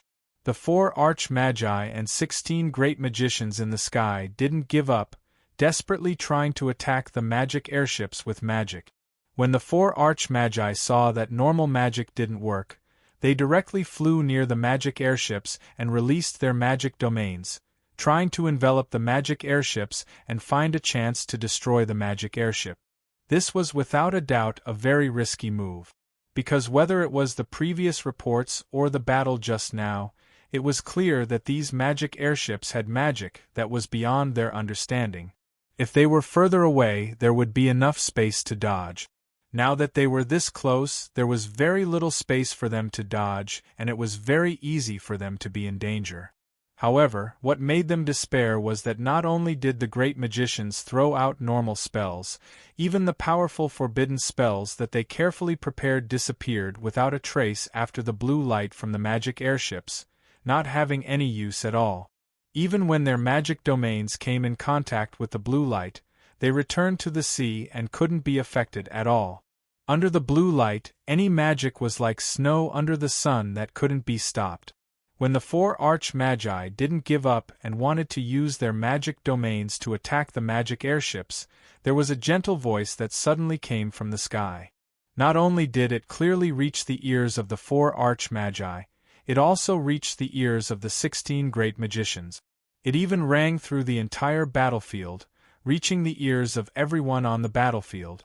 Let's end this battle here. With this calm voice, a figure suddenly appeared in the sky, appearing in front of the 4 arch-magi and 16 great magicians. Su Yi. New Flyers Chairman Su Yi. As long as it was someone with enough vision, they would be able to recognize him with a single glance. The hearts of the 4 arch-magi in the air tightened as 4 magic domains of different attributes enveloped Su Yi, who had suddenly appeared. With 4 arch-magi working together, even if Su Yi was an archmagus, he definitely wouldn't be able to easily deal with them. This fellow actually dared to appear in front of them like this. It was time for him to die. As long as they killed him, the new flyer guards below would fall into chaos and they would definitely win this battle. The moment they saw Su Yi appear, these thoughts instantly appeared in the minds of the 4 arch-magi. They didn't have time to think at all as they used all their strength to attack Su Yi. As for the 16 great magicians behind them, they didn't hesitate at all as they released their strongest attacks with the 4 arch-magi. In the face of such a terrifying attack, not to mention that Su Yi had just advanced a few years ago, even if he was an archmagus who had been famous for a long time, he probably wouldn't be able to withstand it. However, Su Yi didn't have the slightest bit of fear on his face. Instead, he revealed a relaxed smile. He didn't seem to have made any movements, but a faint blue light had already blocked in front of him. Seeing this familiar faint blue light, the 4 arch-magi and 16 great magicians all sighed inwardly. Indeed, regardless of whether it was the magic domain or the various powerful spells, they all disappeared without a trace when they came into contact with this faint blue light. Su Yi looked at the gloomy faces of the 4 arch-magi and smiled. Everyone, let's not waste any more time, shall we? In front of this high-frequency magic particle stabilizing device, your relatively low-end spells that use low-frequency magic elemental vibrations won't have any effect. The 4 arch-magi and 16 great magicians looked at each other. They could see that their spells were no longer of any use, but what did Su Yi mean by this? What did he mean by high-frequency magic particle stabilizing device? What did he mean by low-frequency magic elemental vibrations? This fellow, was he speaking the common language of the signs? Seeing the doubt on their faces, Su Yi revealed a smile. He looked down and gave a sigh. If it was possible, I originally wanted to resolve this peacefully. But now that it has become like this. Su Yi's figure suddenly flashed, and when he reappeared, he was already in front of the Kanla Empire's army. Seeing Su Yi suddenly appear, the Kanla Empire's soldiers were all shocked, and the soldiers in the front row couldn't help but shoot the arrows in their hands. Of course, this didn't pose any threat to Su Yi. He swept his gaze across the densely packed Kanla Empire's army, which still had over 100,000 soldiers left, and raised his voice. "Esteemed Arch-Magi of the Kanla Empire, please come out. I have something to discuss with you." The only Kanla Empire Arch-Magus still in the army looked at Su Yi in confusion, and then looked at Marshal Sudirman. Marshal Sudirman looked at Su Yi with a complicated expression, and really wanted to order everyone to attack together and kill Su Yi with all their might. However, he knew very well that his order wouldn't have any effect. He had seen the movements of the 4 Arch-Magi and 16 great magicians in the air just now, and knew that no magician could do anything to Su Yi now. As for the soldiers under his command, it was even more impossible for them to pose any threat to a Magus of the Magus level. Therefore, even though Su Yi stood in front of the army so casually, there was nothing he could do. After a moment of silence, he slowly nodded at the Arch-Magus. "It's good to talk to him. Let's hear what he has to say." The Arch-Magus lowered his head in thought for a moment, then nodded and flew out. Seeing the Arch-Magus fly out, a wave of exhaustion suddenly surged in Marshal Sudirman's heart, and he couldn't help but let out a soft sigh. He didn't know what Su Yi wanted to say to the Arch-Magi, but he had a very clear premonition. After today, the entire signs would probably be different. After Su Yi invited the only Arch-Magus left in the army from the Kanla Empire, he once again came to the front of the Mala Empire's army, and also invited the other 2 Arch-Magi left in the army from the Mala Empire. A moment later, the 7 Arch-Magi from the 2 empires were gathered together by Su Yi. It had to be said that this small place had gathered a total of 8 Arch-Magi, including Su Yi. This was almost a third of all the Arch-Magi in the entire signs.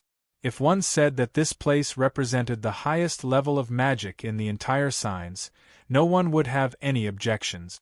However, when Su Yi gathered the other 7 Arch-Magi, he opened his mouth and said this. "Gentlemen, do you know what magic is?" Chapter 11:29.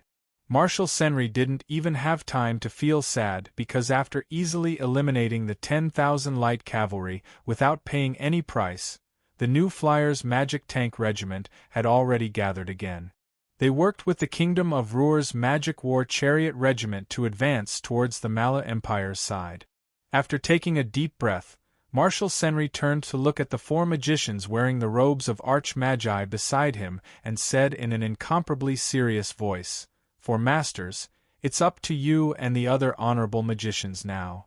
The 4 Mala Empire Arch-Magi looked at each other and saw a trace of bitterness in each other's eyes. In the past signs, no matter what battle it was, as long as a single Arch-Magus appeared, it was enough to decide the outcome of the battle. But now they had 4 Arch-Magi attacking at the same time, and they had the Mala Empire's most elite magician army, but they still didn't have any confidence in winning this battle. Even now, they still didn't understand how the Frestek Chamber of Commerce had defeated and even killed the other Arch-Magi.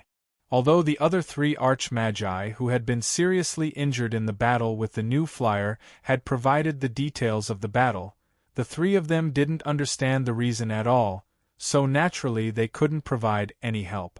So for these 4 Arch-Magi, the battle with New Flyer was filled with unknown dangers. However, they still came here. Not to mention the Mala Empire, just for the exploration of magic, they had no choice but to come. Prepare to attack. The 4 Arch-Magi nodded at the same time. The magic in their bodies wildly surged and various wild phenomena appeared in the sky above them. It was a forbidden spell as soon as they attacked. The other magicians weren't idle at this time. They released their magic and did their best to create magic shields, covering all the Mala Empire soldiers around them. If they wanted to resist the powerful magic cannons, it was impossible to rely on the bodies of these soldiers. Adding in the magic shields, it was barely enough. But the Lu Nu Flyers' army didn't have enough magic cannons, so with their magic shields and the armor of these elite soldiers, it shouldn't be a problem for them to defend against the normal magic repeating crossbows. But when they were prepared, there was a dark cloud that suddenly appeared in the sky to the west. Marshal Senri looked up and his face sunk. The new Flyers' magic airship fleet that hadn't appeared had finally appeared. Moreover, when they appeared, it wasn't the 30 to 50 that the two empires expected. Rather, it was a dark cloud and there were over 100 of them. Seeing the magic airship fleet, Marshal Senri's heart hesitation. To deal with these magic airships in the sky, the normal soldiers had no way of dealing with them, they could only rely on the magicians who could fly. The two arch-magi from the Mala Empire that had died in battle were killed by the magic airships. Since these magic airships could even kill arch-magi, it wasn't a problem for normal magicians. But if they didn't care about the magic airships, they could use their advantage in the air to attack. Like this, not to mention winning this battle, they might not even be able to defend their formation. Lord Marshal, you should let us go. An arch-magus looked at the magic airships in the sky in the distance and said this to Marshal Sunli. We've been preparing for a long time. We can give it a try. Marshal Sunli hesitated for a moment before nodding. Be careful. That archmage nodded and flew out with another archmage and 7 grand mages. When they flew into the air, there were several figures that flew out of the Kandra Empire's formation. When they saw the Frestek Chamber of Commerce's magic airship fleet, the Kandra Empire's side also did the same thing. The 4 arch-magi and 16 grand mages from both sides had already communicated with each other, so they didn't waste any words and quickly gathered together. These magic airships have the ability to set up an anti-magic domain, but this anti-magic domain has a limited range. Moreover, it has a very clear movement when it's released, which is releasing small glowing parts that are very easy to distinguish. A Kandla Empire Arch-Magus quickly told them the information he had obtained from Arch-Magus Ophalion and Arch-Magus Laduca. As long as we pay attention to these signs and keep changing positions, we shouldn't be affected by the anti-magic domain. As for how to shoot them down, as long as we can break their magic shields, they are just normal steel frames. The 4 arch-magi quickly confirmed this plan before scattering, quickly launching attacks at the magic airships in the distance. The combined attack of 4 arch-magi and 16 grand mages was naturally terrifying. In the blink of an eye, there were countless high-level magicians that appeared in the sky. However, when these magicians approached the magic airships, there was a light blue glow that came from the front of the magic airship. These magicians immediately disappeared like nothing had happened. The 4 arch-magi and 16 grand mages in the sky, as well as the people of the 2 empires on the ground, who still had time to pay attention to this situation, were all stunned. How was this possible? If those magic airships used their magic shields to block these magicians, no one would be surprised. But before these spells hit the magic airships, they didn't even activate the magic shields of the magic airships before they were silently dissolved. This didn't conform to common sense at all. But they didn't have time to react at all as the 100 magic airships quickly scattered in the sky, instantly filling the sky above the battlefield. After that, there was a bright light that appeared under the magic airship. The 4 arch-magi and 16 grand mages in the sky cried out in their hearts. They could only use all their magic to desperately attack the magic airship. However, just like before, when their magic reached the magic airships, there was a blue glow that came from the magic airships before their magic disappeared without a trace. At the same time, the magic airships launched their attacks. Countless white beams of light came from under the magic airships, shooting at the 2 empires that were surrounding them.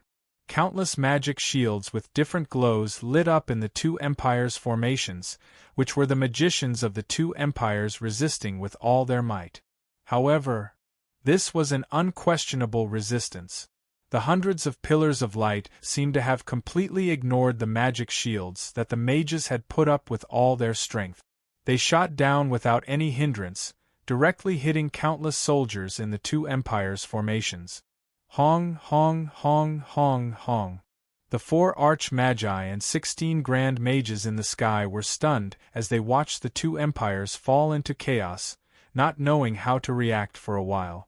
Before this, the two empires had made meticulous plans for this battle, taking into account almost all possibilities. These arch-magi who represented the peak battle strength of the two empires put aside their prejudices and discussed countless methods to deal with the strange military magic machines of the new flyer, as well as making detailed plans to deal with the magic airship. But now, they found that all the plans they had discussed before had been turned into a joke by the unreasonable attacks of the Frestec Chamber of Commerce's magic airships. Their magic attacks didn't pose any threat to the magic airships at all, and they couldn't deal with the attacks of the magic airships at all. Even the magic shields that they considered as their final defense were completely ineffective, so how could they resist the attacks of the magic airships? The armies of the two empires below were stunned by this unexpected situation, not being able to react for a while. Everyone looked at the over 100 magic airships in the sky in a daze, and their hearts were filled with despair. They had lasted until this moment with great difficulty, and were about to welcome the final battle as planned, even having the chance to see the light of victory. But they never thought that the appearance of the magic airships would shatter everyone's hope. While this was happening, the arch-magi of the two empires felt even more despair. They always thought that with the power of their arch-magi, they could turn the situation around. Even if the new flyer had a power that surpassed their understanding, they were arch-magi in the end. They were powerful people that stood at the peak of this world, so as long as they were willing, they could change everything. But the new flyer had used facts to give them a heavy slap in the face. So what if they were arch-magi? In front of the incredible power of the new flyer magic airships, no matter how strong their magic was, it couldn't have any effect at all. Then what difference were they from normal magicians, or even normal people?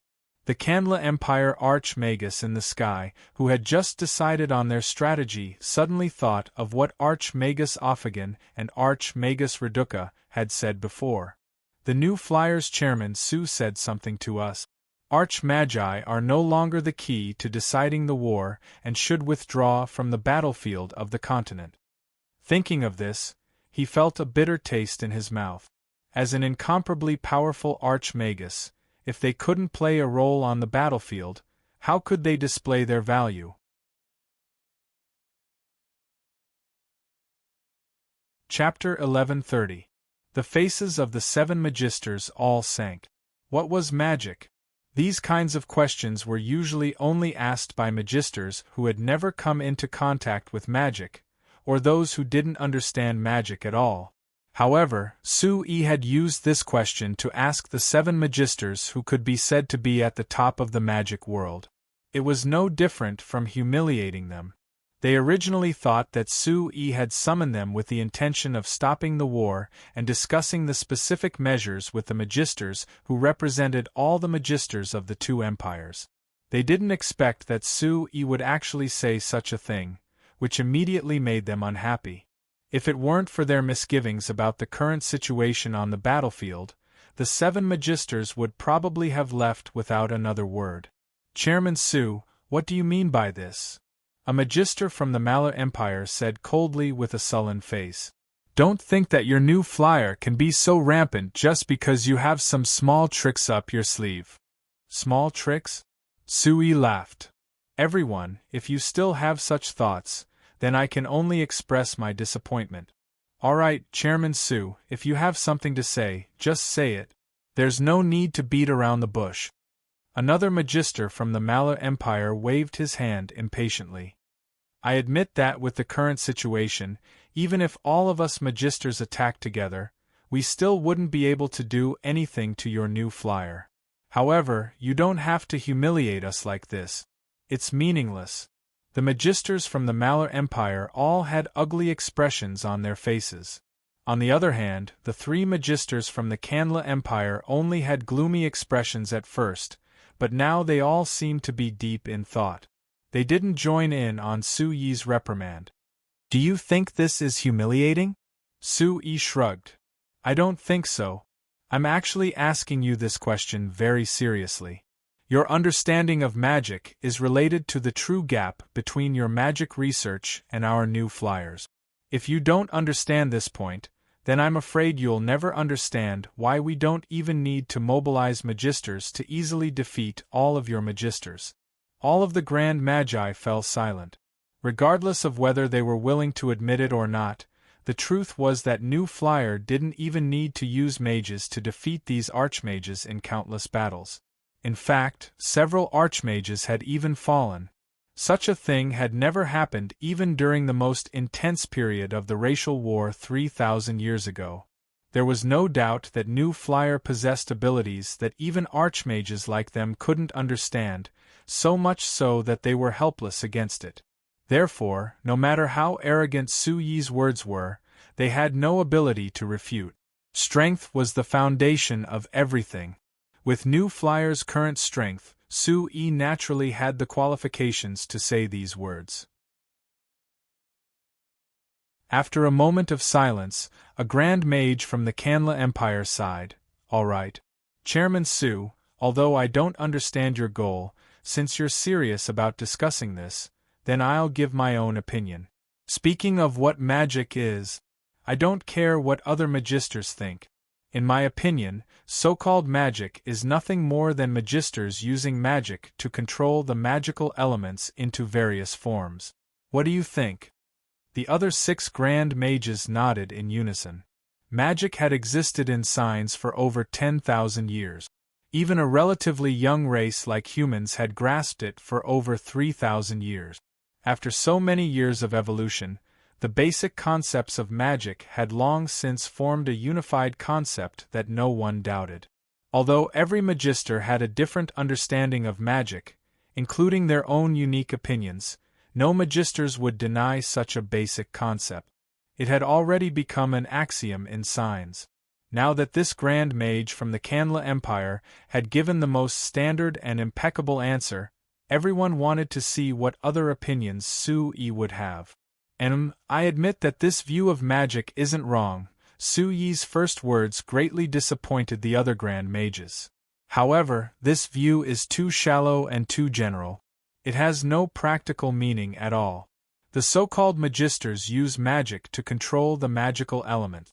How does the magisters generate their magic? What changes will occur during the process of generating magic? How does the so-called using magic to control the magical elements work? What is the speed and quantity of the magical elements that can be controlled? As for the various forms that can be formed, what about the specific data of these forms? For example, the most basic form, volume, density, vibration frequency, resonance strength, and so on. What are the various data? If you don't know these, if it was said that everyone could barely understand the first half of Su Yi's words, then everyone was confused by the second half of his words and was completely confused. What density, vibration frequency, resonance strength? What kind of nonsense was this? Wait, Chairman Su, what are you talking about? A Grand Mage from the Malur Empire couldn't help but interrupt Su Yi. What do you mean by these things? Su Yi's gaze swept across the crowd and sighed. He shook his head and said, "As expected, none of you have read the Xinfei Magic Industry Weekly, published by our Chamber of Commerce." The Grand Mages looked at each other, their expressions somewhat awkward. Actually, ever since the rise of New Flyer, these Grand Mages had more or less paid attention to it. However, New Flyer was mainly famous for all kinds of magic machines. In the eyes of these Grand Mages who stood at the peak of the magic world, the so-called magic machines were nothing more than magic tools. Even if the design was ingenious, it wasn't elegant, so they naturally wouldn't pay attention to it. As for the Shinfei Magic Industry Weekly, which was mainly related to magic machines, they naturally wouldn't pay attention to it either. If you've read the Shinfei Magic Industry Weekly, then you'll have some idea of what I'm talking about. What I just said isn't anything strange, but a set of basic theoretical concepts that our Chamber of Commerce has come up with over the years of continuous research on magic. I call it the basics of magic science. The basics of magic science? The 7 grand mages all frowned. Of course they knew about magic, but what was science? They had never heard of this term that had popped out of Su Yi's mouth before. It probably hadn't even appeared in the common signs language. Seeing the expressions on their faces, Su Yi felt a little helpless. That's right, even if they searched through all the languages in the signs, there was no such term as science. Therefore, Su Yi had directly transliterated it, which was equivalent to creating a completely new term. He could only continue to briefly explain the meaning of the term science to the crowd. After listening, the crowd was even more baffled. Chairman Su, according to what you've said, science is to break down knowledge into smaller categories, and then thoroughly research each category before finally combining them to completely grasp the knowledge. Then magic has been studied by countless mages in the signs for tens of thousands of years. Could it be that it's still not detailed enough, still not thorough enough? From what you've just said, it is indeed detailed and thorough enough. But from my perspective, it's far from enough. For example, what I'm most surprised about is that despite the long history of magic research in the signs, there hasn't been a single mage that has truly done in-depth research on magic elements. You have to know that magic elements are the foundation of all magic. The 7 grand mages looked at each other, still not understanding what Su Yi meant. Su Yi couldn't help but sigh. He knew that it was impossible for him to rely on words alone to make these 7 grand mages understand the meaning of the so-called scientific point of view in such a short period of time. The reason why the mages in the signs hadn't understood many problems despite studying magic for tens of thousands of years was because the mages in the signs had always treated magic as a job. Therefore, the direction of their research was only how to better use magic elements to create more powerful magic, and how to better use magic. If it was compared to the classification on Earth, the magic research in the signs was completely biased towards applied magic. Moreover, it was the more biased type of applied magic that focused on the lethality of magic. Naturally, there wasn't much research into the true theoretical field of magic. Although the Frestec Chamber of Commerce's magic machines were considered a part of the field of applied magic, because Su Yi had transmigrated from Earth and was a high-level mechanical engineer that was deeply influenced by science, naturally he had a scientific attitude towards magic and magic machines from the beginning. In the 20 years since New Flyer had been established, Su Yi's request for the Magic Research Institute of New Flying Chamber of Commerce had always been for them to research and understand how to better use magic, and even more so, why it was like this. To put it simply, one had to know the reason as well as the reason why. It was precisely because of this request that the researchers of the Magic Research Institute of New Flying Chamber of Commerce would gradually develop a complete scientific view of magic as long as they spent more time in the Academy of Magic. From there, they would have a deeper and more precise understanding of magic, and thus be able to greatly increase their level of magic. As their leader and guide, Su Yi naturally had the deepest understanding of magic, and his level of magic increased the fastest. Otherwise, according to the traditional views of the signs, Su Yi definitely wouldn't have been able to become an archmage in his early 40s.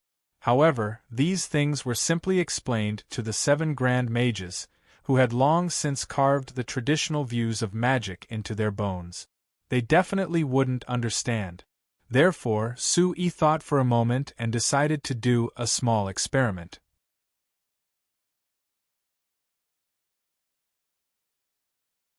Chapter 1131. Everyone, please take a look. Su-Yi flipped his hand and a small fireball appeared in his palm. The 7 archmages looked at the small fireball in his hand with puzzled expressions. Chairman Su, is there anything special about this fireball spell? A Canla Empire archmage asked. No, there's nothing special about it. It's just an ordinary fireball spell. Su-Yi shook his head. Now, can the 7 of you please summon a fireball spell each?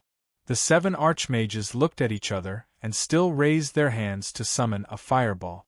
For the 8 archmages, including Su-Yi, the lowest level of fire magic like the fireball spell naturally didn't pose any difficulty. It could be said that each of them had mastered the fireball spell to the point of perfection. However, when these 8 fireballs were placed together, they were clearly different from each other.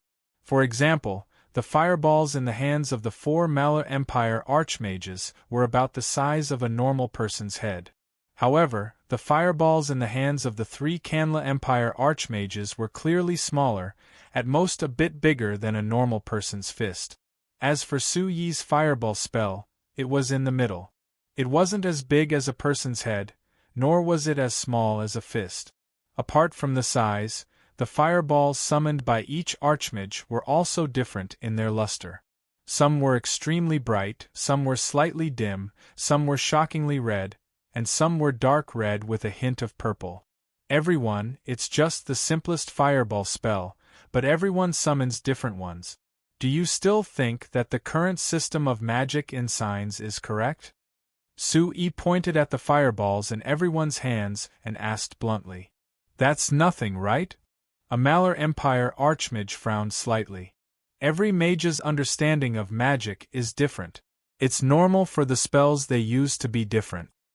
But this will inevitably affect the effect of the spell, right? Su-Yi pointed at the fireball in the hands of the Mala Empire magus and said, Look, the fireball in your hand is the brightest and the reddest color. You must be after explosive power, right? The Grand Magus nodded. That's easy to see. Then do you know how you did it? Su-Yi asked again. How do you do it? The archmage looked at Su-Yi, seemingly feeling that Su-Yi's question was a bit unreasonable. I mobilized my mana and summoned the fire elemental magic, and then it naturally became like this. As for why, that's my understanding of the fireball technique. What's wrong with that? Of course not, Su-Yi said with unusual certainty. You only know how to gather magical elements to form a fireball according to your own understanding, but you don't know why it turned out like this. Don't you find it strange? The 7 Grand Magi looked at each other. What's so strange about that? Which of the mages on the signs didn't learn how to use magic like this? I'm not. Su-Yi shook his head. I have a habit. No matter what I learn, I like to thoroughly understand what's going on before I'm satisfied. Take this fireball technique for example. Although I easily learned how to use mana to gather magical elements to form a fireball technique, I wasn't satisfied with it. Because I don't understand why it's like this. Why can the magical elements be affected by my mana and then condense? Why does the magical elements that originally didn't have any shape or special state in the surrounding space turn into a fireball after I condense them? Why does this fireball look like this? Why? Su-Yi said a string of whys in one breath, making the 7 Grand Magi dumbstruck. It was just a fireball technique. This Su-Yi actually thought of so many questions. It was really too surprising. Of course, perhaps it was because he had such a serious attitude that he was able to become a Grand Magi in his early 40s. In the beginning, I didn't have a way to understand these questions. But after establishing the Shinfei Merchant Guild, our guild gathered mages of different levels from different places. After many years of research, I finally understood a little bit of what this so-called magic is. What is it? A Canla Empire Grand Magi couldn't help but ask. Look carefully. Su-Yi indicated for everyone to look at the fireball technique in his hand. Then, with a thought, the magic in his body circulated. The fireball in his hand, which was originally about the size of a fist and a head, suddenly grew in size. In an instant, it became much bigger than the fireball in the hands of the 4 Mala Empire Grand Magi. The expressions of the other 7 Grand Magi didn't change.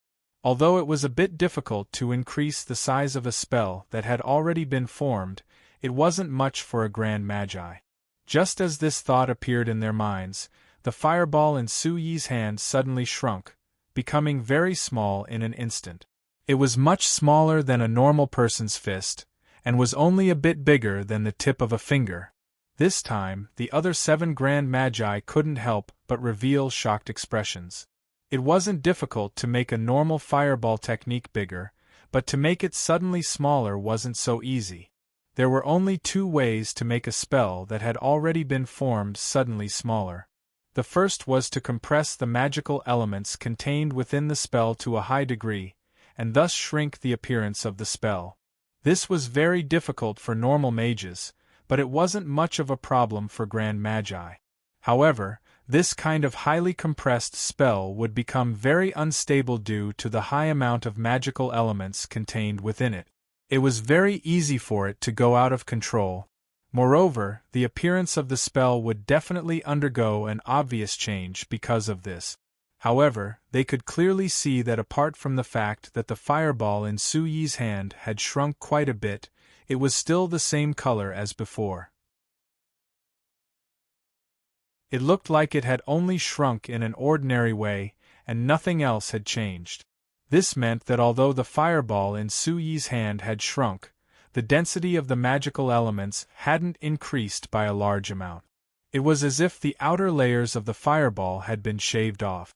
To do this, it was only possible to disperse the condensed magical elements outside the fireball under extremely precise control.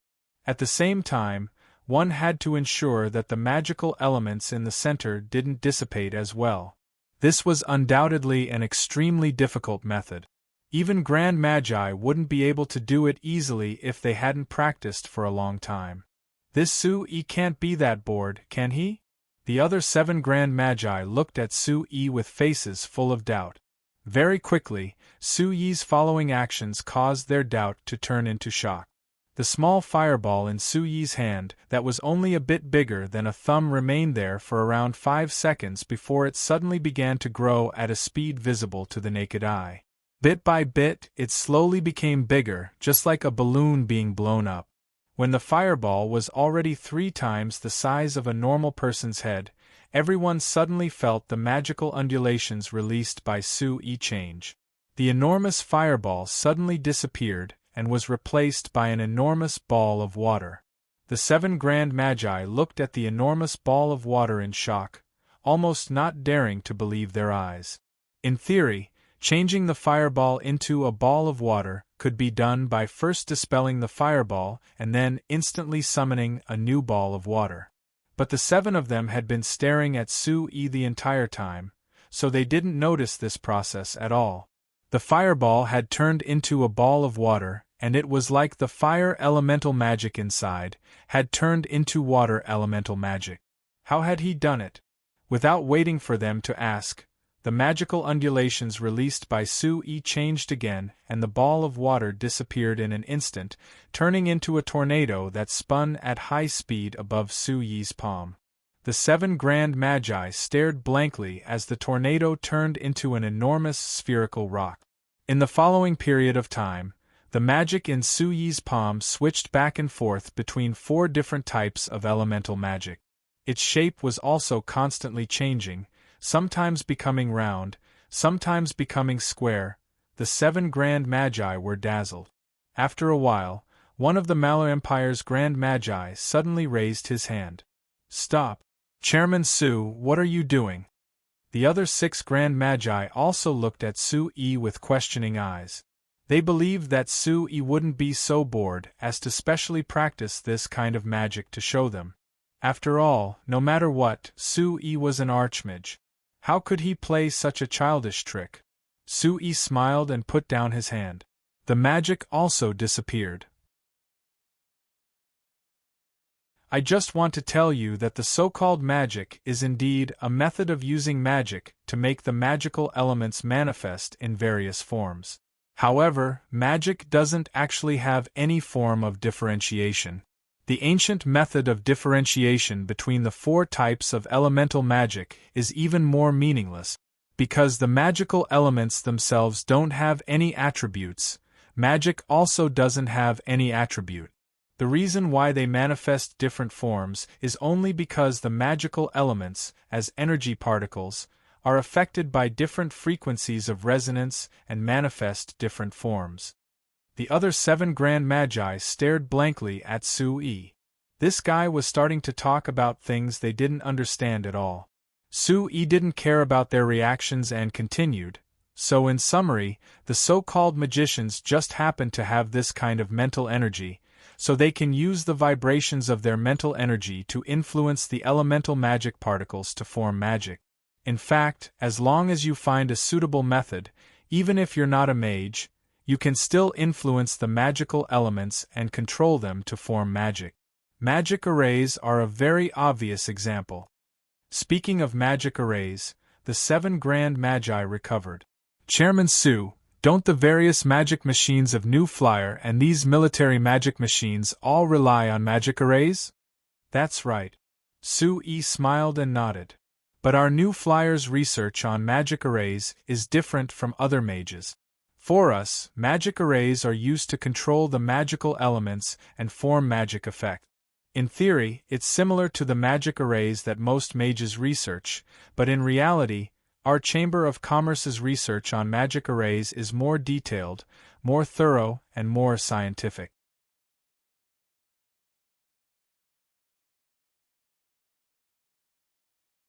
Chapter 1132.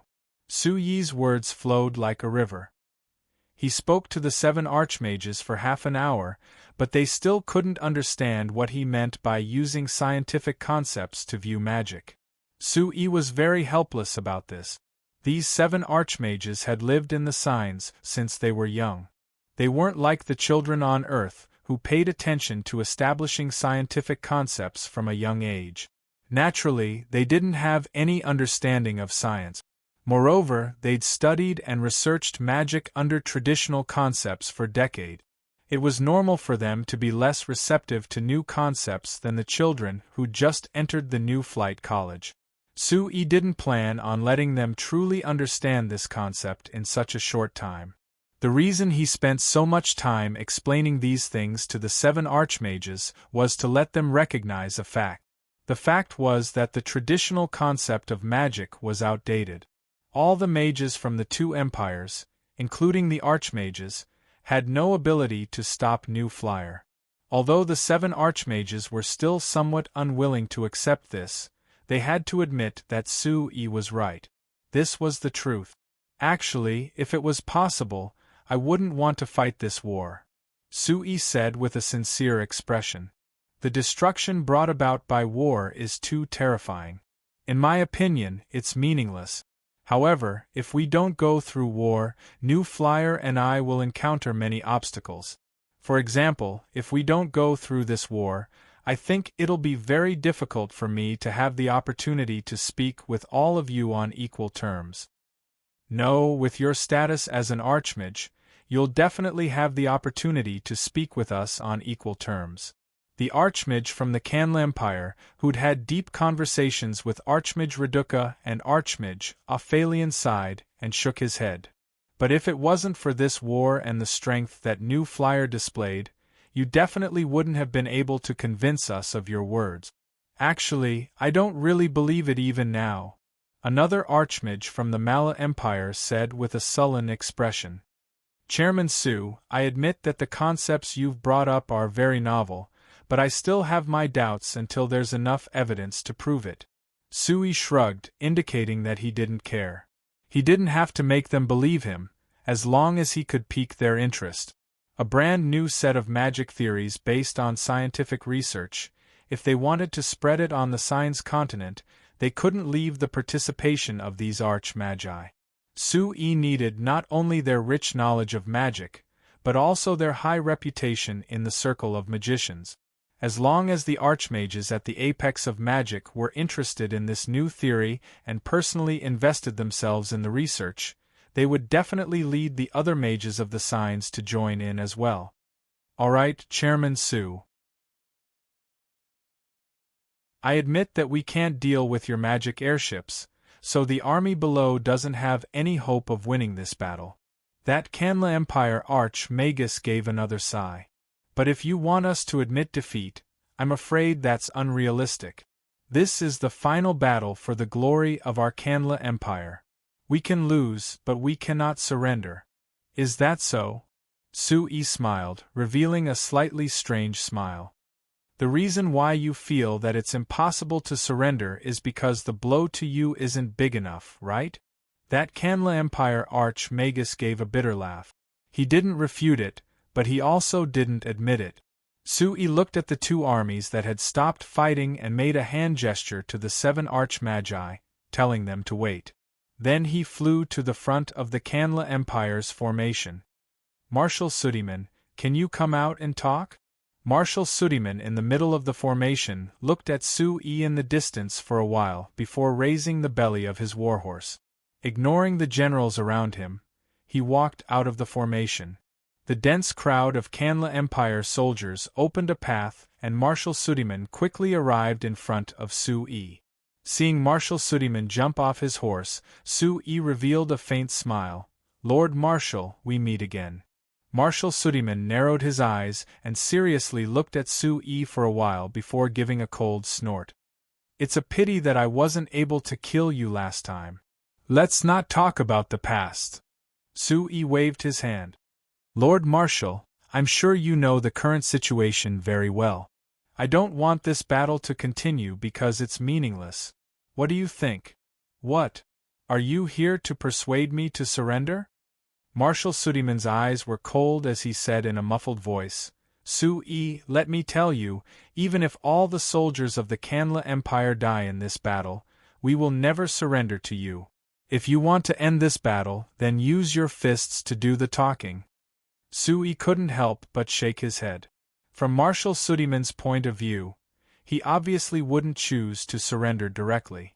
Marshal Sudiman was the commander of the Kanla Empire's military and the highest representative of the Kanla Empire's military. Now, he was leading the most elite troops of the Kanla Empire.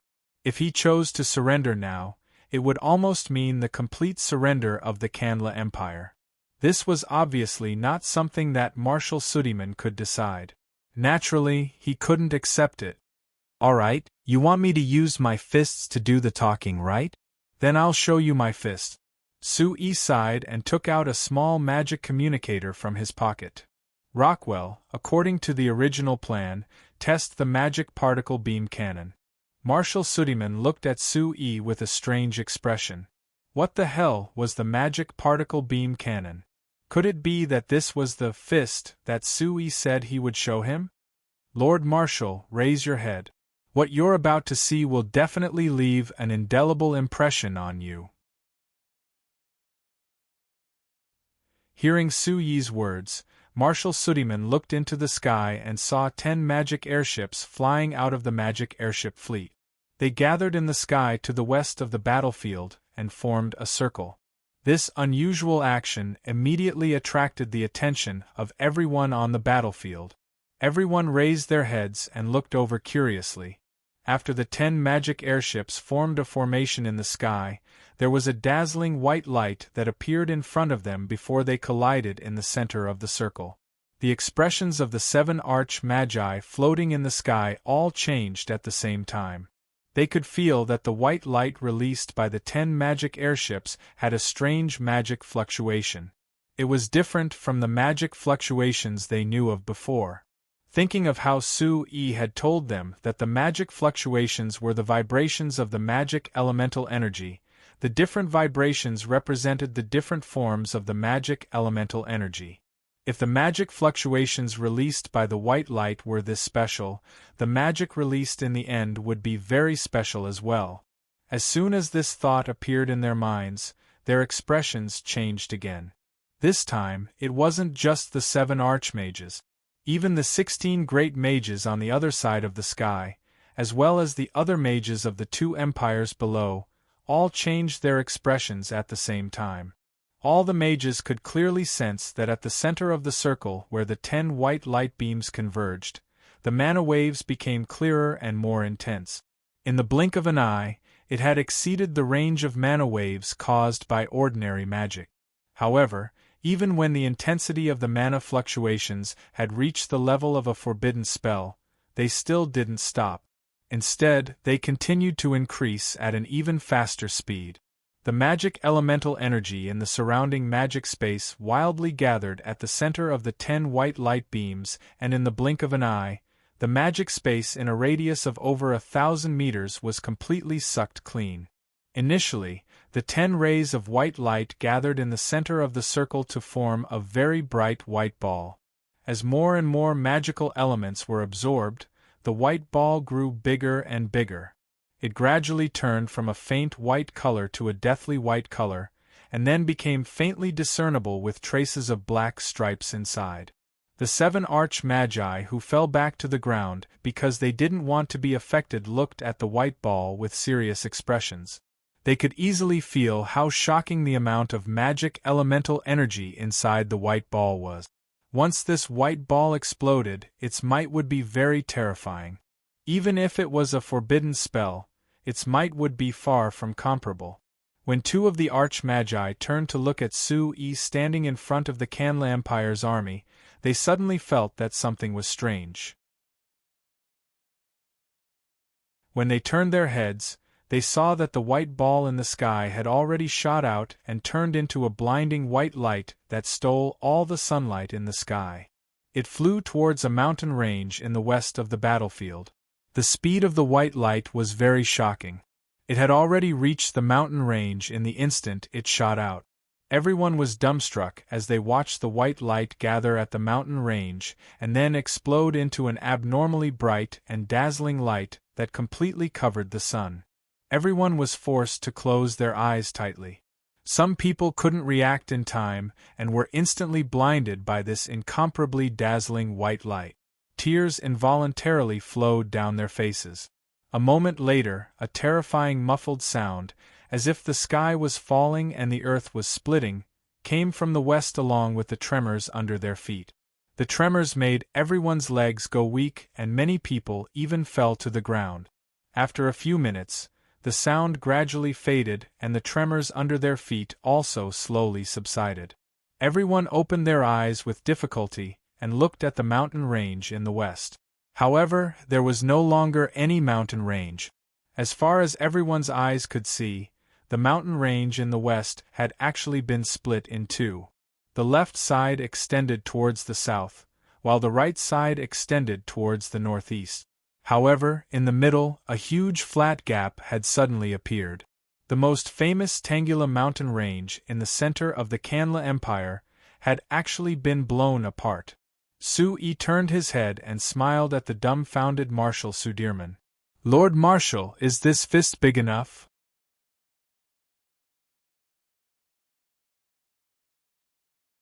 Chapter 1133.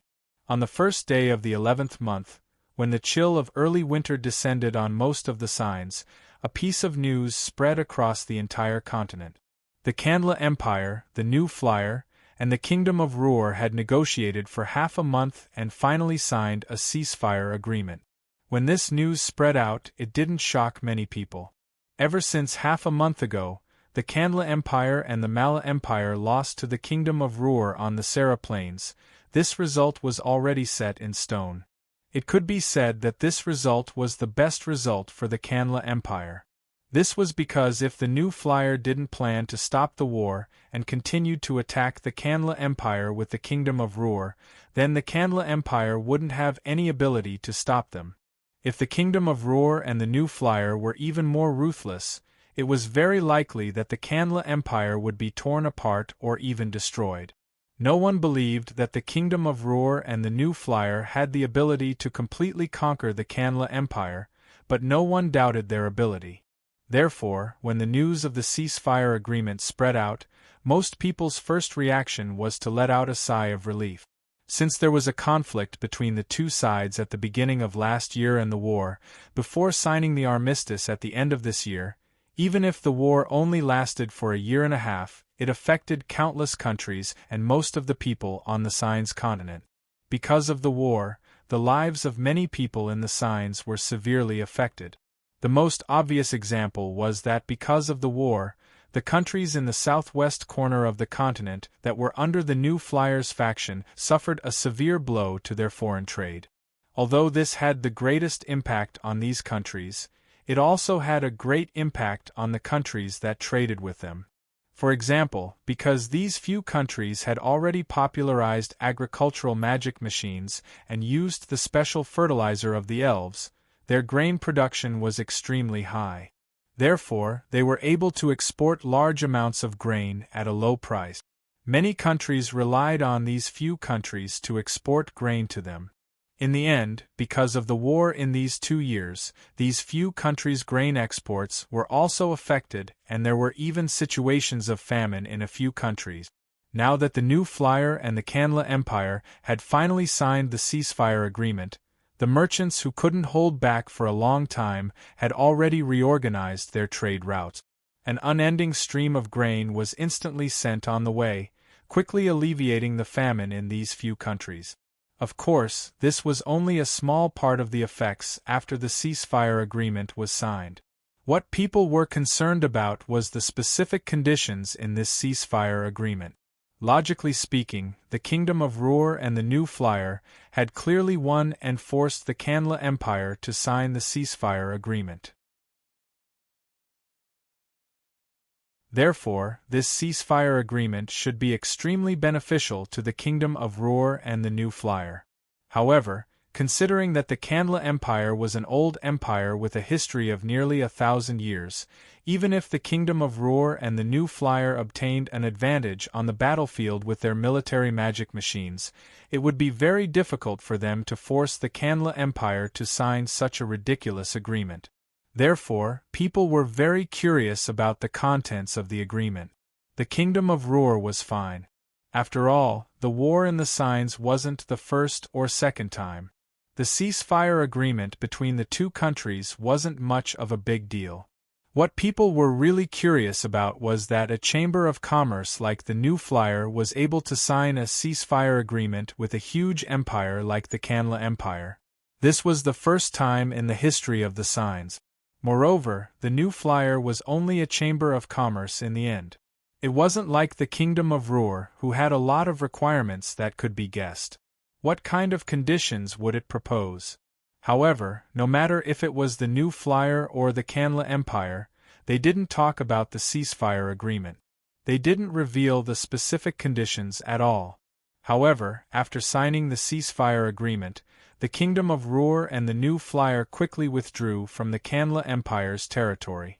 Presumably, the conditions that the Canla Empire agreed to should have satisfied the Kingdom of Ruhr and the New Flyer.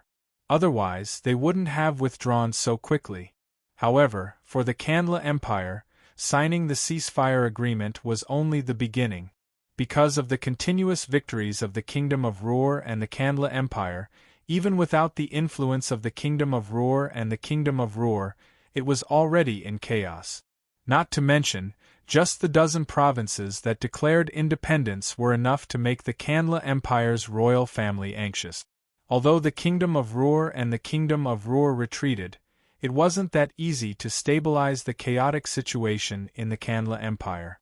Most people felt that even if the Mala Empire didn't stab the Canla Empire in the back at this time, the Canla Empire would have to spend a lot of effort to stabilize the chaotic situation in the country. On November 9th, the Mala Empire, the Lampari Kingdom, and the Drake Duchy announced to the public that the two sides signed a ceasefire agreement. This meant that after the Canla Empire was forced to sign the ceasefire agreement, the other pillar of the two empires, the Mala Empire, was also forced to announce the end of the war. Although it was slightly different from the Canla Empire that was forced to sign the ceasefire agreement, everyone could see that the Mala Empire obviously paid a huge price. After all, in the battle on the Sela Plain, the Malar Empire also sent a large number of reinforcements to fight against the Kingdom of Roer and the Kanla Empire, but they suffered a crushing defeat together. Obviously, the Mala Empire also realized that they couldn't fight against the army that had the support of the new flyer military magic machines. Therefore, instead of being completely defeated like the Kanla Empire, or even being only one step away from breaking into the capital, it was better to recognize the situation in advance and pay a sufficient price to stop the war. As for the specific content of the ceasefire agreement, the Mala Empire, the Lampari Kingdom, and the Drake Duchy did not announce it. However, it was still possible to see some clues from the subsequent measures taken to deal with the situation. The most obvious example was the Frankish kingdom's government in exile that had been sheltered by the Mala Empire announced the dissolution of the Frankish kingdom. At the same time, the Sak kingdom's emperor, who had been doing all kinds of things with the support of the Marlow Empire, also disappeared without a trace. This meant that the Sak kingdom had disappeared from history. As for the Lampari kingdom and the Drake Duchy, according to the agreement they had signed, they divided the territory of the Sak kingdom and the Frankish kingdom. Of course, the Lampari kingdom took most of it, which was almost all of the Sak kingdom and most of the Frankish kingdom. The Drake Duchy only took less than 20,000 square kilometers of the Sak kingdom and less than half of the Frankish kingdom's territory. Like this, the Lampari kingdom's territory had doubled. It had gone from a normal kingdom in the southwest corner of the continent to a superpower that was second only to the two empires. The Drake Duchy's territory had expanded even more. It had gone from a small duchy of less than 10,000 square kilometers to a large country of over 200,000 square kilometers. With such a large country, of course it couldn't be considered a small duchy. On the 17th of the 11th month, during the Drake Duchy's annual founding celebration, Archduchess Caroline announced that she had ascended to the throne, becoming the first queen of the Drake Duchy.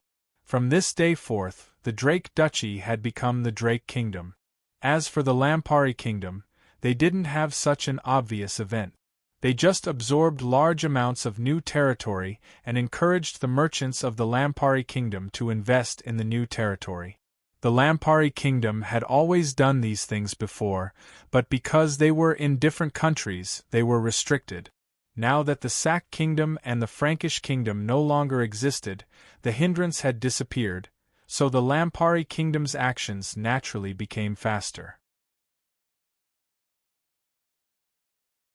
On the 23rd of the 11th month, the Wales Duchy with the help of the New Flyers Guards broke through the Drow Kingdom's royal city, Drow City. King Wark had died in the battle to defend the royal palace and Drow City had fallen, announcing the end of the Drow Kingdom. On the same day, the Nozdormu Business Union Kingdom that had been silently defending suddenly launched a full-scale counterattack. The Nozdormu Business Union Kingdom's army that had received large amounts of military magic machines from the new flyer used less than half a month to win 13 battles, repelling all the enemies that had besieged them. After that, the Southeast Signs responded to the call of the Nozdormu Business Union Kingdom and signed the Southeast Signs Trade Treaty, which was referred to as the Southeast Treaty. According to the contents of the Southeast Treaty, the 13 companies under the Nozdormu Business Union Kingdom would have full trading rights in the Southeast countries. Anyone with a discerning eye could see that with the powerful business ability of the 13 companies of the Nozdormu Business Union Kingdom, as well as the powerful magic machine industry they had obtained after cooperating with the New Flyer, once they obtained full trading rights, the entire southeast corner of the continent would belong to these 13 companies. However, the situation was stronger than people. Even if the southeast countries weren't willing to sign this treaty, they couldn't do anything. On the 29th of the 11th month, the Mana Magic Kingdom announced that they had signed a ceasefire agreement with the New Flyer. Like this, the war between the two empires and the New Flyer that had lasted a year and a half, almost affecting the entire Signs, had finally come to an end. In the history of the Signs, a war that affected such a wide range only took a year and a half to end. This was the first time. In history, there had been an all-out war between the two empires that lasted a full 23 years. Of course, everyone understood that the reason why it ended so quickly was because the military magic machines of the new flyer were too powerful. There was no suspense at all on the battlefield. Then, the other countries that participated in the war had already announced their result. What was the new flyer doing?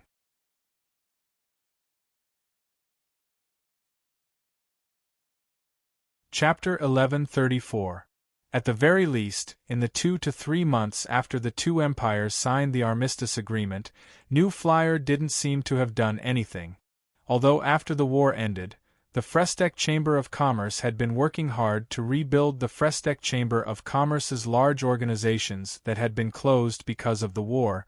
To most people, these things were trivial matters that couldn't be considered important at all. No one would believe that New Flyer had taken such a huge risk and didn't hesitate to go to war with the two empires only to restore everything to its original state after winning the war. However, New Flyer really didn't do anything and continued to follow its plan to restore bit by bit. However, people also easily discovered that New Flyer's restored strongholds were obviously much more important than before. Not to mention the small empires. Even in huge empires like the Canla Empire and the Mala Empire, New Flyer's organizations would receive all kinds of preferential treatment from the local officials.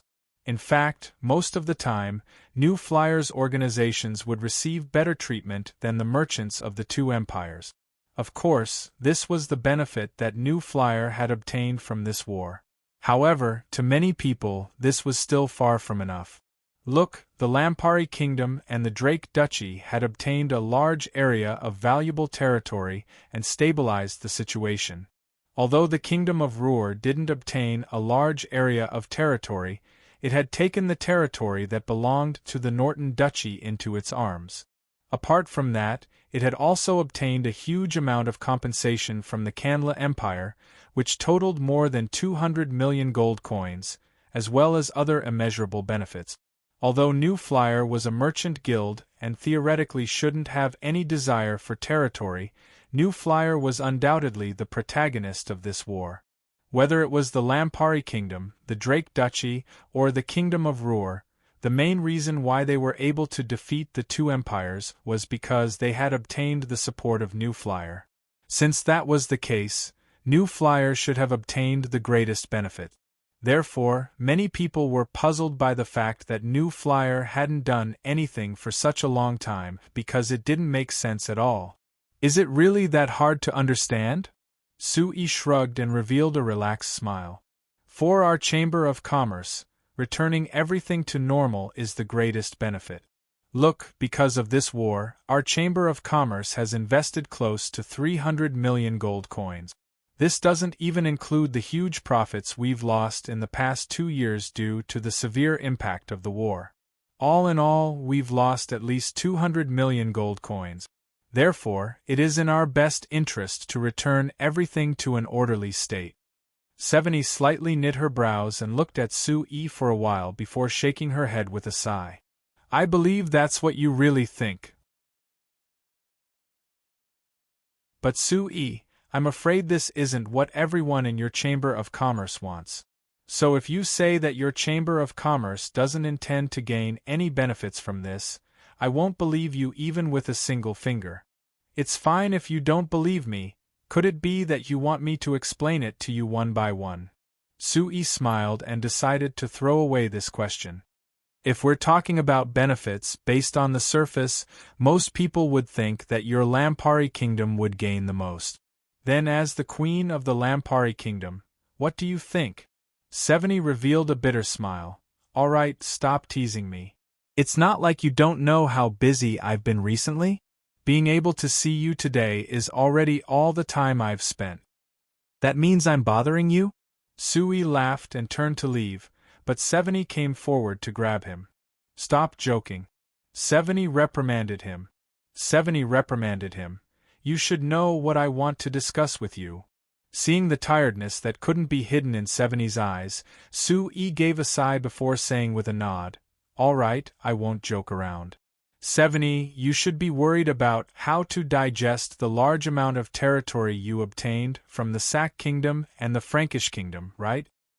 Accurately speaking, it's how to digest the people of these territories. 70 tightly knit her brows. 70 knitted her brows. Although obtaining large amounts of territory is a good thing and countless people in the kingdom call me the greatest king in history, those fellows don't know how hard it is to turn the people in these territories into our Lampari kingdom citizens. I don't think it's that hard, Sui said with a relaxed smile. To be honest, I've investigated countless countries in the signs and I've found a characteristic that all the countries have. It is that no matter which country's citizens, they don't have a sense of belonging or loyalty to their country. 70 looked at Sui for a while with a strange look. Isn't this natural? It can't be that you only notice this now, right? Sui's expression froze. He thought that this was the conclusion that he had come to after observing for so many years, but he never thought that 70 would say natural.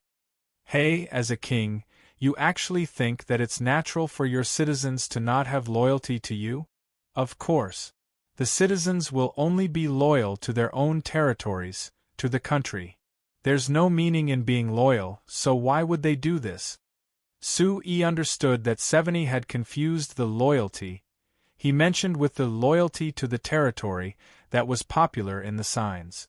But to be honest, 70's words weren't wrong. Perhaps it was because of this tradition in the signs that the citizens of the continent didn't have any loyalty to their country. When Sui studied the history of the signs, he found that under the 3,000 years of human rule, there had been countless changes in the history of the signs. There had been countless wars, but there had never been a war led by the citizens. Strictly speaking, the rise and fall of the countries in the signs didn't seem to be related to the citizens at all, it was completely a game between the nobles. If it was always like this, how could the citizens have a sense of belonging and loyalty to their country? But there was an advantage to this. It was that when a country took over another country's territory, they didn't need to spend that much effort to change their minds and make them recognize the new country. So isn't this a very simple matter? You just need to let the new citizens live in peace, and make sure everyone has food to eat, a house to live in, and clothes to wear. I think that these citizens won't cause you any trouble, Sui said with an indifferent look. You make it sound simple. 70 looked at Sui. Not mentioning anything else, just making sure everyone has food to eat is already very hard, alright? Is this very hard? Sui was a bit confused.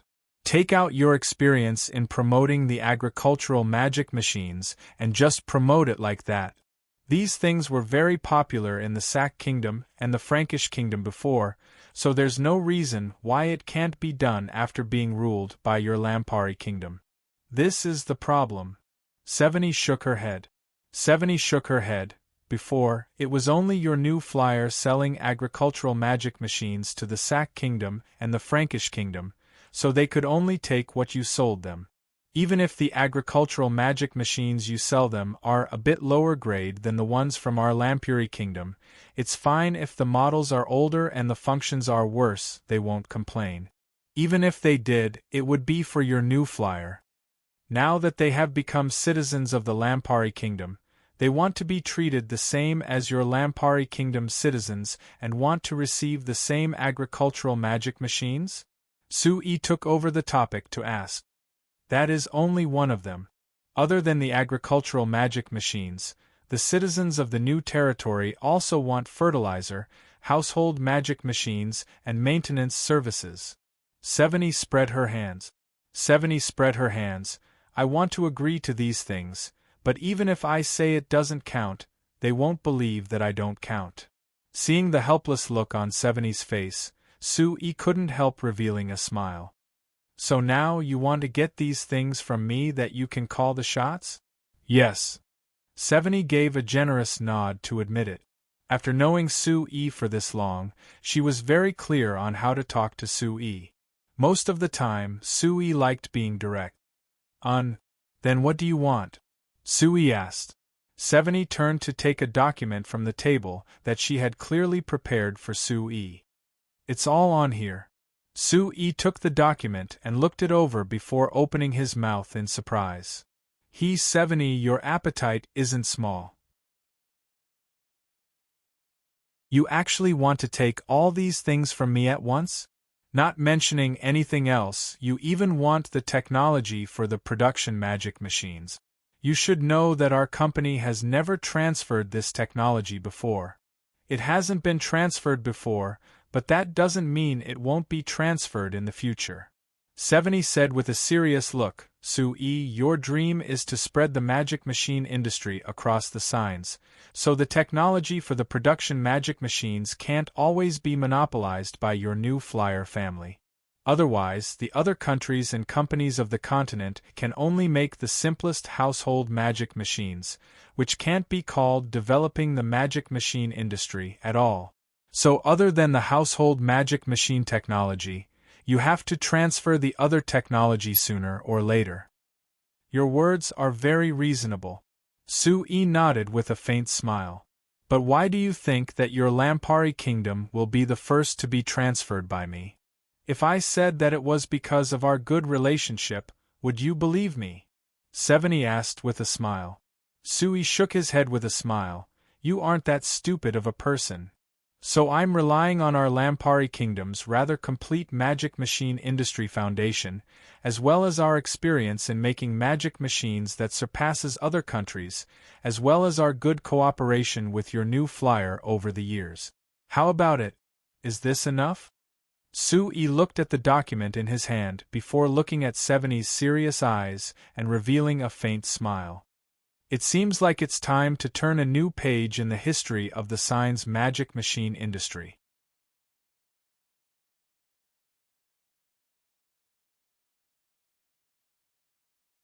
Chapter 1135. The new year of year 3804 had already passed, and when people thought that the new flyer wouldn't make any big moves and gradually turned their eyes away from the new flyer, there was a piece of news related to the new flyer that shocked all of Signs. The second was the 17th. The new flyer revealed in the Shinfei Magic Machine Industry Weekly that the new flyer was currently discussing the idea of releasing all kinds of magic machine technology other than the household magic machines to organizations other than the new flyer. This news attracted the attention of countless people. Before this, the Frestec Chamber of Commerce only sold most of the household magic machine technology. As for the other magic machines, they only cooperated with the military magic machines of the countries they worked with the most. Other than that, they didn't release any other technology at all. Now that the new flyer had revealed this news through their official magazine, of course it would attract a large amount of attention. After this, after 2 weeks of Shinfei Magic Machine Industry Weekly mentioning this matter, on the 4th of March, the new flyer suddenly held a press conference in Shinfei City. They officially announced that they would be releasing a large amount of production magic machine technology, as well as some other magic machine technology from the new flyer. This news spread through the signs like it had wings. In just a single week, countless countries, companies, and other unknown organizations came to Shinfei City and the new flyer. The new flyer had made a list of the various magic machine technology they were about to release and had a price for each piece of technology. Each piece of technology wasn't cheap. For example, the tool manufacturing process for the semi-automatic magic lathe was priced at 340,000 gold coins. For example, the blueprint for the wind magic engine was priced at 630,000 gold coins. And for example, it had to be said this price was a bit too high. There were many people who complained that the new flyer was simply robbing them. However, complaints were just complaints. The technology new flyer released with great difficulty still had countless people scrambling for it. In just a week after the Frestec Chamber of Commerce's press conference, the Frestec Chamber of Commerce had signed a total of 376 technology transfer contracts, which reached a total of 264 million gold coins. Of course, except for national organizations like the Mala Empire, the Kandla Empire, and the Lampari Kingdom, and the Chimera Chamber of Commerce, which was even wealthier than the New Flyer, there were not many organizations that could swallow all the technological information at once.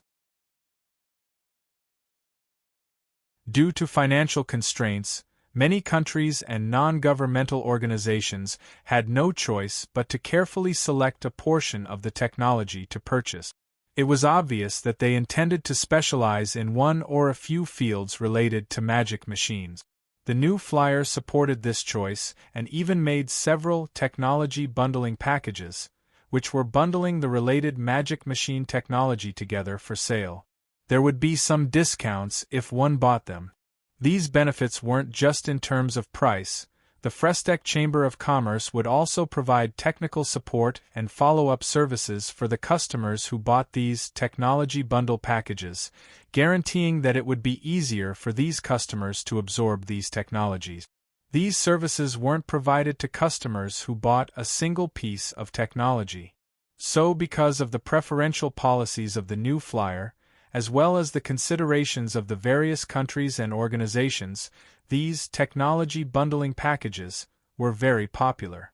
Of the 376 technology transfer agreements, over half of them were for the purchase of these technology bundling packages. Of course, there were also people who questioned the New Flyer's approach.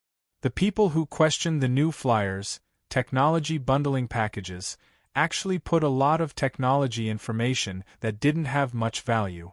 It seemed that the technology bundling packages were very attractive with the discounts, but in reality, buying the technology bundling packages was a loss because they were buying technology that wasn't very useful to them. In response to this question, the New Flyer's reply was very simple. New Flyer's business practices are based on the spirit of free trade and mutual exchange. There are no coercive measures. If you are dissatisfied or have doubts about the sales strategy of New Flyer, feel free to raise them. New Flyer will listen carefully to your suggestions. At the same time, customers have the right to choose not to buy.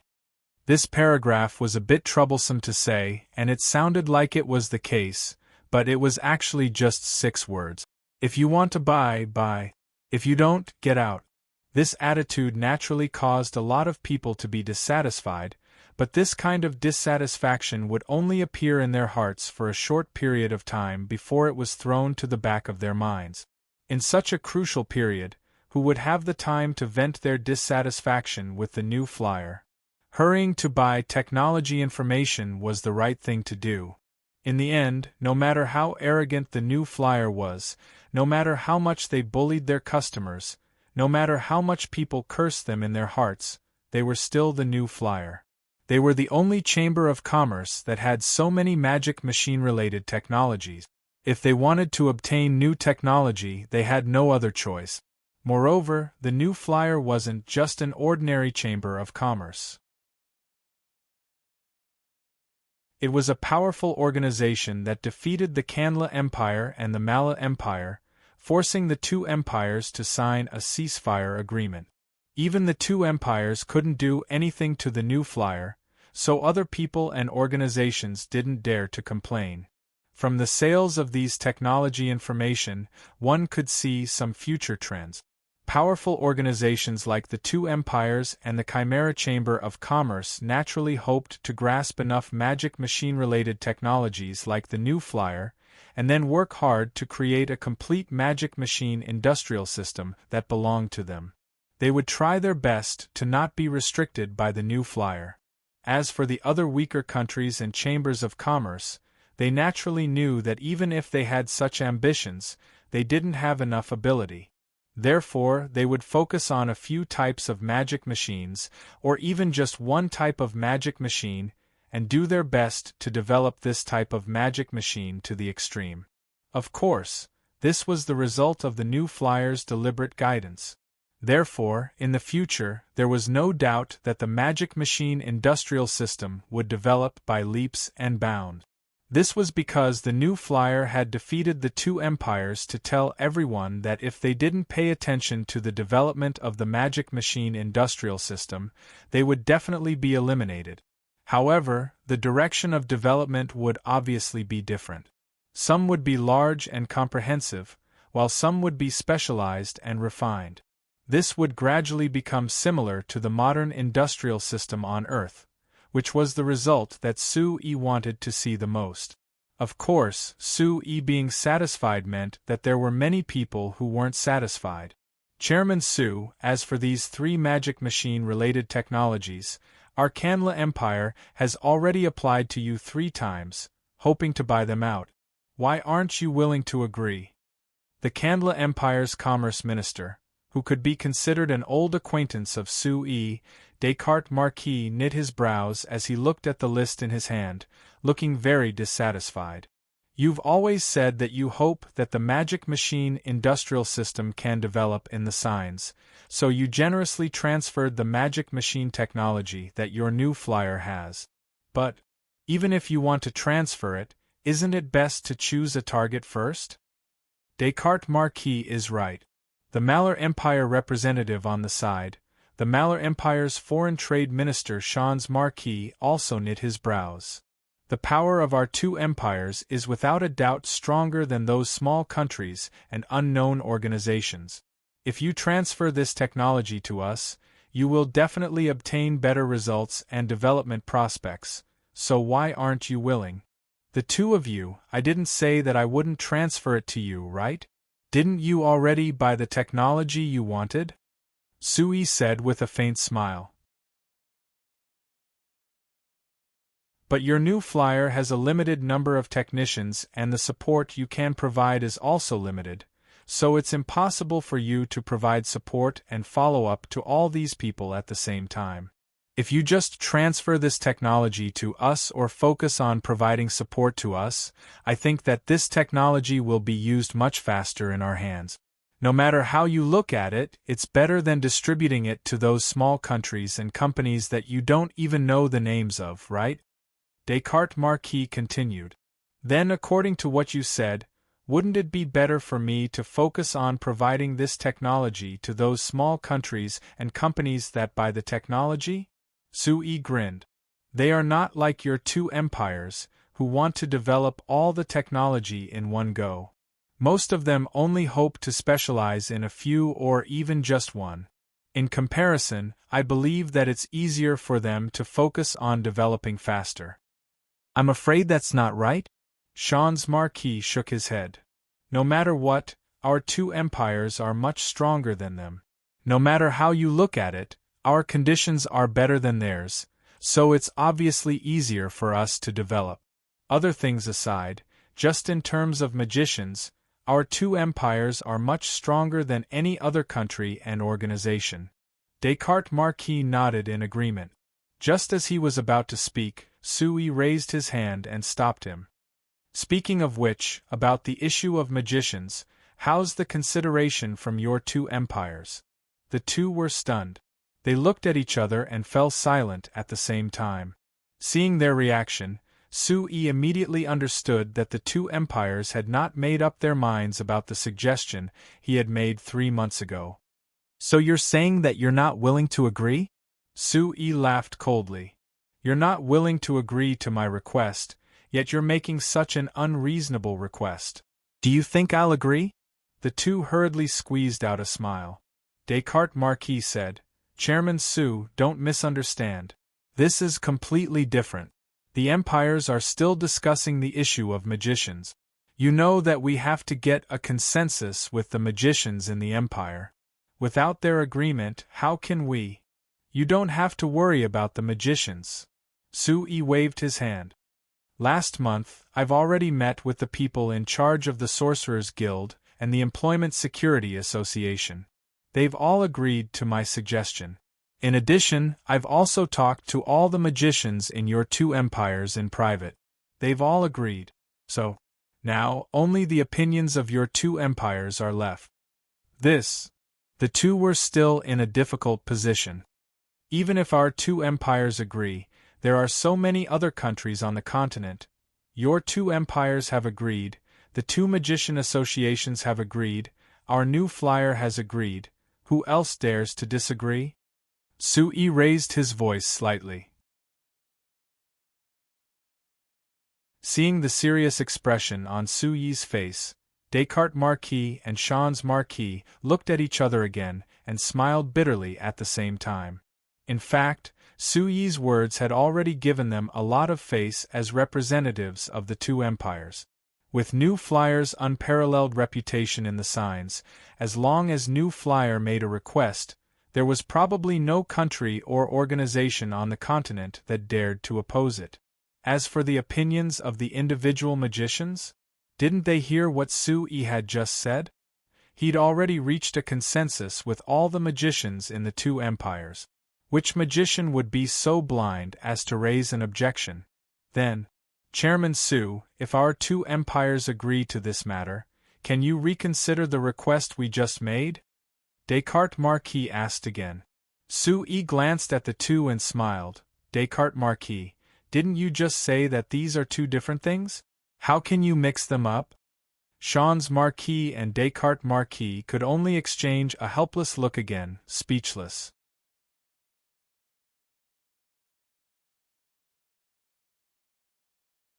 Chapter 1136. The public transfer of technology other than household magic machines was only New Flyer's first big move after entering the new year. The 1st of April was a special day in a certain plane, but it wasn't a strange day in signs. The Signs Sorcerers Guild and the Signs Association for Mage Survival and Employment, the two largest magic organizations on the continent, joined forces with the Canla Empire, the Mala Empire, the Lampari Kingdom, the Mana Magic Kingdom, the Kingdom of Ruhr, the Nozdormu Business Union Kingdom, and a total of 83 other countries to make a public announcement. The two major magic associations and more than 4/5 of the countries on signs, including the two empires, signed a peace pact of mages, which proposed new rules and regulations for the mages on the continent. The content of this strangely named Peace Pact of Mages was very long, but there was only one sentence that really caught people's attention. From the day the pact was signed, all mages on signs who were registered with the two major magic associations were not allowed to directly participate in any wars. Those who violated the pact would be collectively expelled from the two major magic associations and would be treated as the public enemy of all mages on the continent. The Sorcerers Guild didn't need to be mentioned, and the Mage Survival and Employment Association for Mage Survival and Employment had developed vigorously with the support of New Flyer over the years.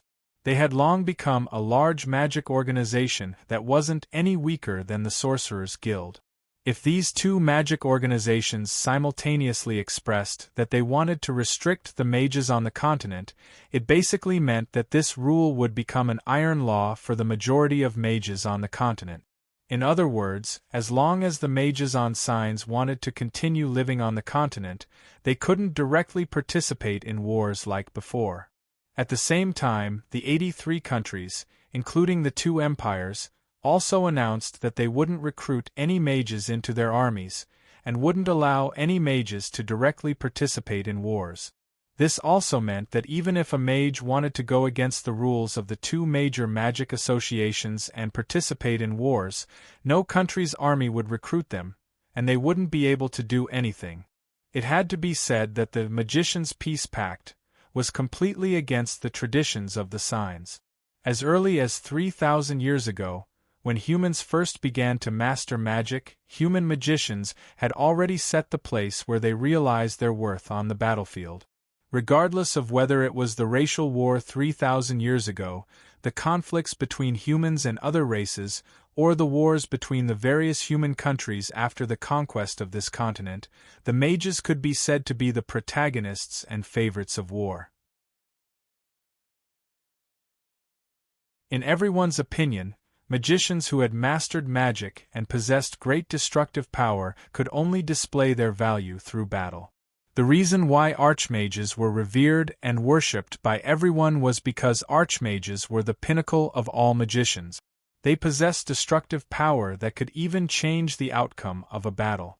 This concept had persisted in human society on signs for over 3,000 years, and had long been deeply ingrained in everyone's minds. But now, the two magician associations and almost all the countries on the continent were telling everyone that magicians were no longer allowed to participate in the war? What a joke! If the sorcerers did not participate in the war, where would they go to show their value? Didn't the mages have nothing to do other than fight?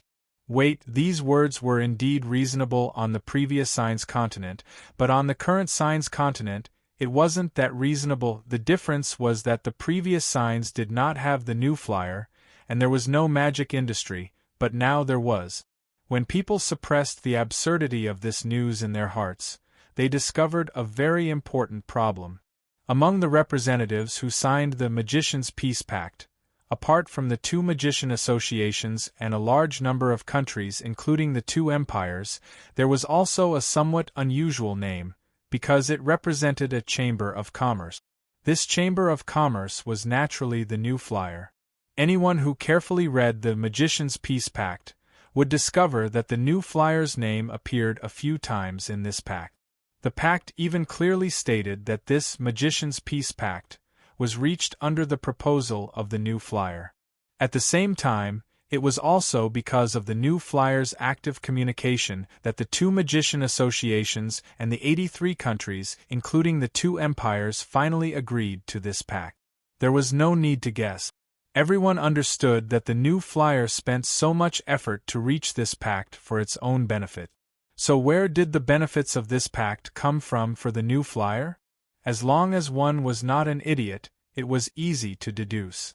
Because of the restrictions of this pact, magicians could no longer directly participate in the war, and could no longer enjoy all kinds of special treatment because they joined the armies of the two empires.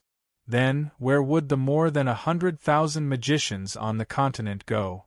They couldn't all run off to become guards for the various chambers of commerce, could they?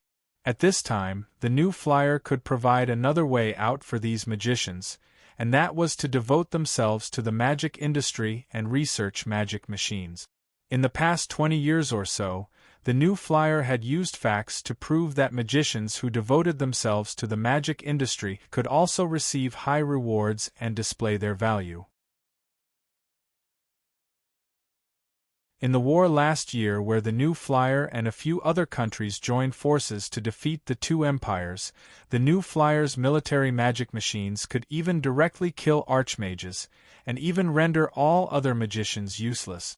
According to the new flyer, the main people who developed such powerful military magic machines were actually the researchers of the Magic Research Institute of New Flying Chamber of Commerce. Among these researchers, there was only one great magician, and the rest were ordinary adept magicians. Relying on the strength of a great magician and an ordinary magician to defeat or even kill an archmage, this had never happened before in the history of the signs. Thus, after this battle, the magicians of the Magic Research Institute of New Flying Chamber of Commerce were hung with a sacred halo over the other magicians of the continent. Even if the rewards of this reputation were ignored, according to the data revealed by the new flyer, these researchers of the Magic Research Institute of New Flying Chamber of Commerce had a fixed monthly salary of more than 50 gold coins, and some even earned more than 2,000 gold coins a year. Not to mention, the great magicians currently employed by the new flyer had already earned more than 10,000 gold coins a year since 10 years ago. This kind of salary, even if it was placed on the entire Signs continent, it would definitely be at the top. Compared to serving in the armies of the various empires, or working as guards for other chambers of commerce, the salary of working in the new flyer was much higher. More importantly, this job didn't require one to risk one's life. Thus, when people understood these issues through the various newspapers and the New Moon news that was broadcasted on magic projection devices, they immediately discovered that the appearance of the Magicians' Peace Pact wasn't something that would cause the magicians to lose the opportunity to display their value, but instead allowed them to gain a wider world. In fact, after the appearance of the new flyer and its development to a certain extent, these things had always been controversial in the Signs circle. Some magicians believed that as a high and mighty magician, they should display their powerful destructive power through battle, and demonstrate their superior status. Some magicians were more pragmatic, and felt that as long as they could earn money, it didn't matter what they did. Before the appearance of the Magicians' Peace Pact, these two factions of magicians were the ones who supported magicians participating in battle. After all, this was a tradition that had existed for thousands of years in the signs. However, after the appearance of the Magicians' Peace Pact, the pragmatic magicians instantly gained the upper hand, completely suppressing the warmongering faction. In the end, this was because the new flyer had displayed unparalleled strength in the war last year. The two empires were powerless to resist, and were forced to seek peace. In the current signs, the new flyer represented absolute power. Since this matter was led by the Frestec Chamber of Commerce, and they had already obtained the agreement of the two magicians' associations and the two empires, as well as the support of all the famous arch-magi on the continent, the normal magicians didn't have any room to refute this. Moreover, after the announcement, the two empires immediately announced a series of announcements to the public about developing the magic industry. They expressed that they would fully support the development of the magic industry in their country in the future, and fully cooperate with the new flyer, striving to popularize the magic industry in their country as soon as possible. For this reason, the two empires cooperated with the new flyer to open two new magic academies in the two empires. They specialized in providing training for magicians to participate in the magic industry. The goal was to allow magicians who weren't familiar with the magic industry to quickly obtain the necessary knowledge and skills to research magic machines, making it easier for them to participate in the magic industry. The two empires also offered a series of preferential conditions for magicians who were willing to participate in the magic industry. For example, the tuition fees for studying in the new magic academies were waived, the taxes for working in the magic industry were reduced, and after obtaining the qualifications of a magico-mechanical engineer from the Xinfei Chamber of Commerce, they would receive special treatment as a citizen, and so on. All in all, it was one sentence. Are you a magician? Hurry up and join the magic industry.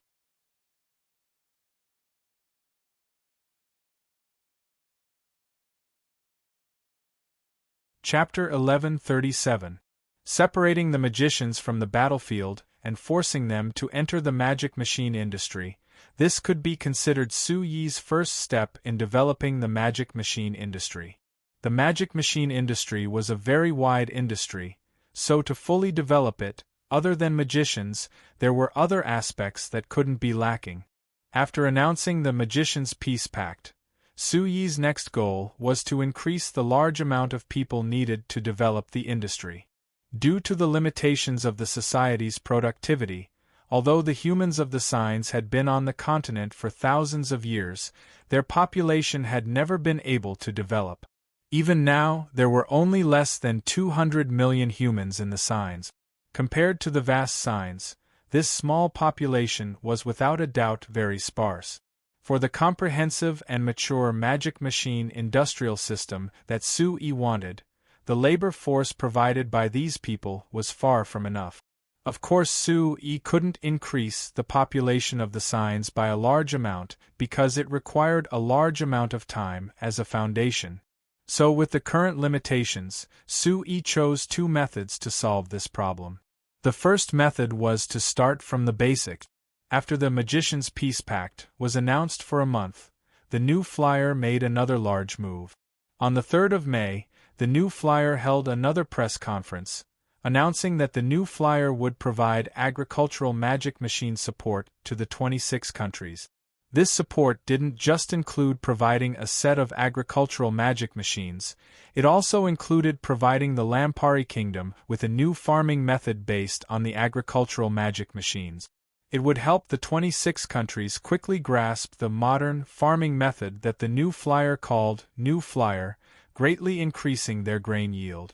After this news was analyzed by the various newspapers, people found that the Xinfei Chamber of Commerce had carefully chosen the 26 countries. Of these 26 countries, each country had a common characteristic. It was that their country's terrain was relatively flat, with most of it being plains and most of it being arable. This also meant that these countries were most suited for the new flyers' new farming method, so it was easier for them to be influenced by this new farming method, quickly increasing their grain yield. For the new flyers' choice, there were even more countries that gave their opinions. They said that their countries had the same suitable land for farming, so they needed the new flyers' help to increase their grain yield. The Frestec Chamber of Commerce's side said that the Frestec Chamber of Commerce's choice was based on the situation of each country. The 26 countries they chose this time were the ones most suited for promoting this new farming method, but that didn't mean that the Frestec Chamber of Commerce would give up on the other countries. After this, the new flyer would develop different kinds of agricultural magic machines based on different countries, different terrains, and different geology, trying to satisfy all kinds of need.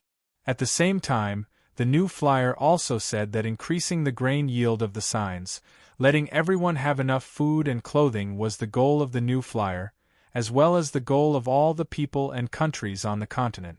So the new flyer hoped that all the countries and organizations on the continent would cooperate with them on this. The new flyer didn't say what would happen to the countries and organizations that didn't cooperate, but no one would ask this question without knowing. So the first method was to increase the grain yield of the signs, which would greatly increase the population of the signs. As for the second method, it was to start with the current conditions. The manpower of the signs was limited and the effective labor force was even more limited.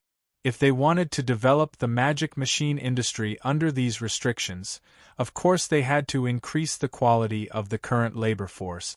So the new flyer signed agreements with all the countries on the continent, including the two empires. They planned to build over 500 magic machine industry training schools in these countries. The teaching structure of these schools was the same as the Frestec Academy. It was to teach the students some knowledge related to the magic machine industry. It was to lay down a foundation for them, so that they could enter the magic machine industry as soon as possible and better. This plan was warmly welcomed by all the countries on the continent, but because the investment in these schools wasn't small and the finances of many countries were limited, the new flyer had to take care of most of the funding for these schools. Of course, the new flyer wasn't investing for nothing. There wasn't a country that wanted to give the control of these schools to a foreign organization, so in order to obtain the control of these schools, the new flyer took the initiative to propose signing agreements with the new flyer. These agreements mainly involved the various resources of these countries. The new flyer invested in these countries to build magic machine industry training schools, so they could obtain the rights to a portion of the resources. It could be considered a type of exchange. According to the new flyer's private estimates, because the teaching process of these schools would take 3 to 5 years to complete, and because many countries on the continent needed to prepare for the development of the magic machine industry, it would take 3 to 5 years for these measures to take effect. Within these few years, the new flyer had something equally important to do, which was to stabilize the situation on the continent and provide a stable and peaceful environment for the development of the magic machine industry. Although the two empires were forced to sign an armistice agreement with the new flyer, which represented the end of the war that affected the entire continent, it didn't mean that the continent had completely returned to peace. The most obvious example was the Canla Empire. Because of the invasion of the new flyer and the Kingdom of Ruhr, the Canla Empire suffered successive defeats, and the Kingdom of Ruhr's allied forces even approached the capital, Wimbledon City, which caused the internal situation of the Canla Empire to become turbulent. When the new flyer signed the armistice agreement, close to half of the provinces in the Canla Empire had declared independence or were in a state of chaos. When the Canla Empire and the new flyer signed the armistice agreement, both sides stopped fighting, and the Kingdom of Ruhr's allied forces withdrew from the Canla Empire. Of the nearly half of the provinces that rebelled, a small portion immediately returned to normal and declared their return to the Canla Empire. However, more than half of the provinces still remained independent or fell into an even more chaotic situation. The reason why the Kanla Empire straightforwardly agreed to the armistice agreement proposed by the new flyer was because the alliance with the Mala Empire had suffered a crushing defeat. The second reason was that the internal situation was extremely chaotic, and there was no way to continue. After the armistice with the new flyer, the Kanla Empire's imperial family and a portion of the nobles that were still loyal to the imperial family immediately began to stabilize the internal situation. However, the power of the Kanla Empire's imperial family had been greatly damaged in the previous battles with the Kingdom of Ruor's allied forces, to the extent that they were unable to pacify the internal rebellions. Although they had achieved some results in the beginning, allowing more than half of the rebellious provinces to return to the Kanla Empire's rule, there were a few hard bones that had not been gnawed off. Among these bones, the southern province was the hardest one. The Kanla Empire's imperial family had been trying to recover the southern province since the beginning of this year, but they had spent an entire 4 months without achieving their goal. Rather, they had suffered many setbacks, causing the Kanla Empire's people to become unstable once again. Being forced to helplessly, the Kanla Empire had placed their request for help on the new flyer. When he received the Kanla Empire's request for help, Su-Yi was stunned for half a minute. But after considering the gains and losses, Su-Yi quickly made his decision.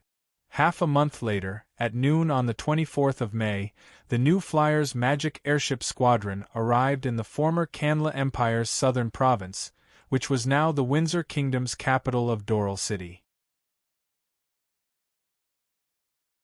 Seeing the appearance of the magic airship squadron, the Windsor Kingdom's king, the former Kanla Empire's southern province's Duke Windsor, didn't have any thoughts of resisting. He quickly reached an agreement with the emissary sent by the new flyer and announced a full surrender. The Windsor Kingdom had only existed for half a year before it was declared extinct. It returned to the Kanla Empire and became the southern province again. After recovering the southern province, the Kanla Empire unexpectedly didn't execute Duke Windsor's entire family. Rather, they let Duke Windsor be the southern province's governor, continuing to control everything in the southern province. At first glance, it seemed like Duke Windsor hadn't rebelled before. Everyone knew that for such an unbelievable result to occur, it had to be because of the new flyer. As expected, after the Kanla Empire recovered the southern province, they quickly announced a new policy. The southern province would become a new economic demonstration area for the Kanla Empire, opening it to all companies outside the Kanla Empire and Kanla Empire. Any company could freely invest here and enjoy the preferential policies of the Kanla Empire. Although this policy wasn't directed at the new flyer, everyone knew that the Kanla Empire did this because of the new flyer's request. Of course, this result was welcomed by all the companies on the continent. Even the companies in the Kanla Empire weren't an exception. After all, what business needed the most was freedom. The stronger the merchant, the more they liked it. Even the weaker merchants and chambers of commerce could find their own opportunities in the market. So once this policy was announced, it attracted the praise of countless people. However, in this atmosphere of celebration, it was unknown if it was intentional or not, but everyone forgot that the place that belonged to the Kanla Empire was now called the Toria Autonomous Region.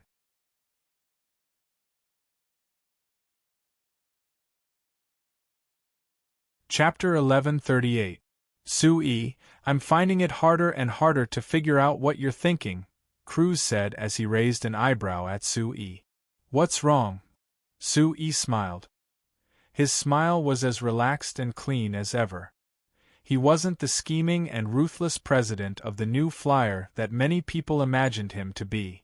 However, it was this kind of smile that made Chairman Cruz feel even more depressed. When you weren't willing to discuss how to deal with the Toria Autonomous Region with the Kandra Empire, everyone thought that you wanted to take it into your Frestek Chamber of Commerce's hands and even play as a king. This is something that even the Kandra Empire has tacitly agreed to, but you haven't made a move after all this time. So what are you thinking? How do you plan to deal with this place? I'm not interested in being king. Sui shrugged. You've known me for so long. You should know better. Of course I know you're not interested in being king. Otherwise, the Principality of Constantine would have changed its name to Xinfei long ago, Cruz said with a wave of his hand. But you forcefully took the Toria province from the Kandra Empire. Could it be that you're planning on not caring about it? Who said I'm going to leave it like that? Hasn't the governing council been operating normally? Cruz glared at him. Stop joking around. Toria. Fine, the Toria Autonomous Region is such a huge place. Do you intend to use this so-called self-governing council to maintain it forever? That's too ridiculous. What's so ridiculous about that? Sui glared at Cruz. Do you think that we have to form a country to govern this place? Isn't that so?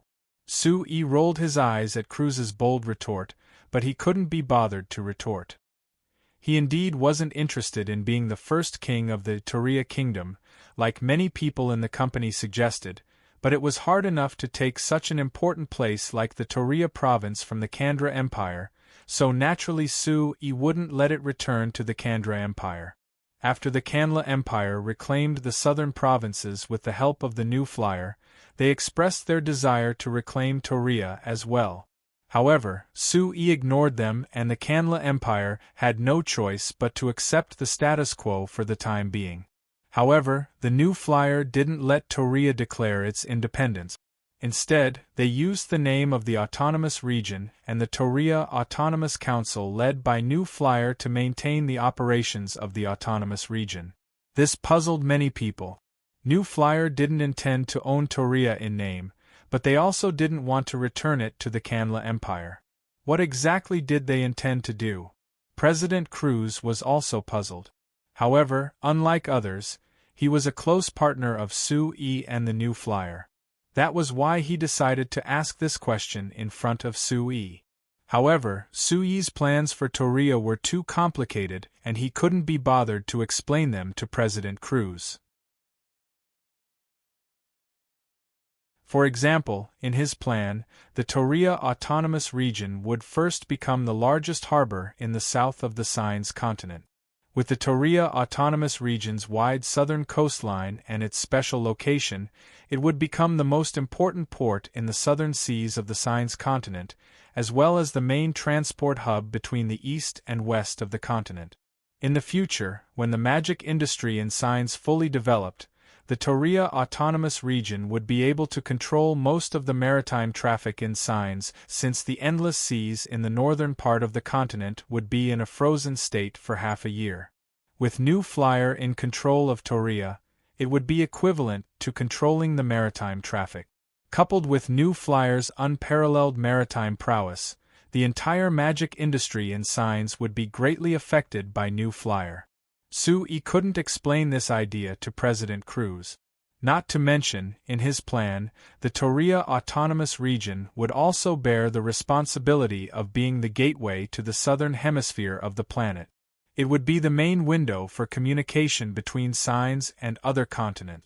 Although the Principality of Constantine had developed very well under the management of New Flyer for many years, its geographical location was still a bit off.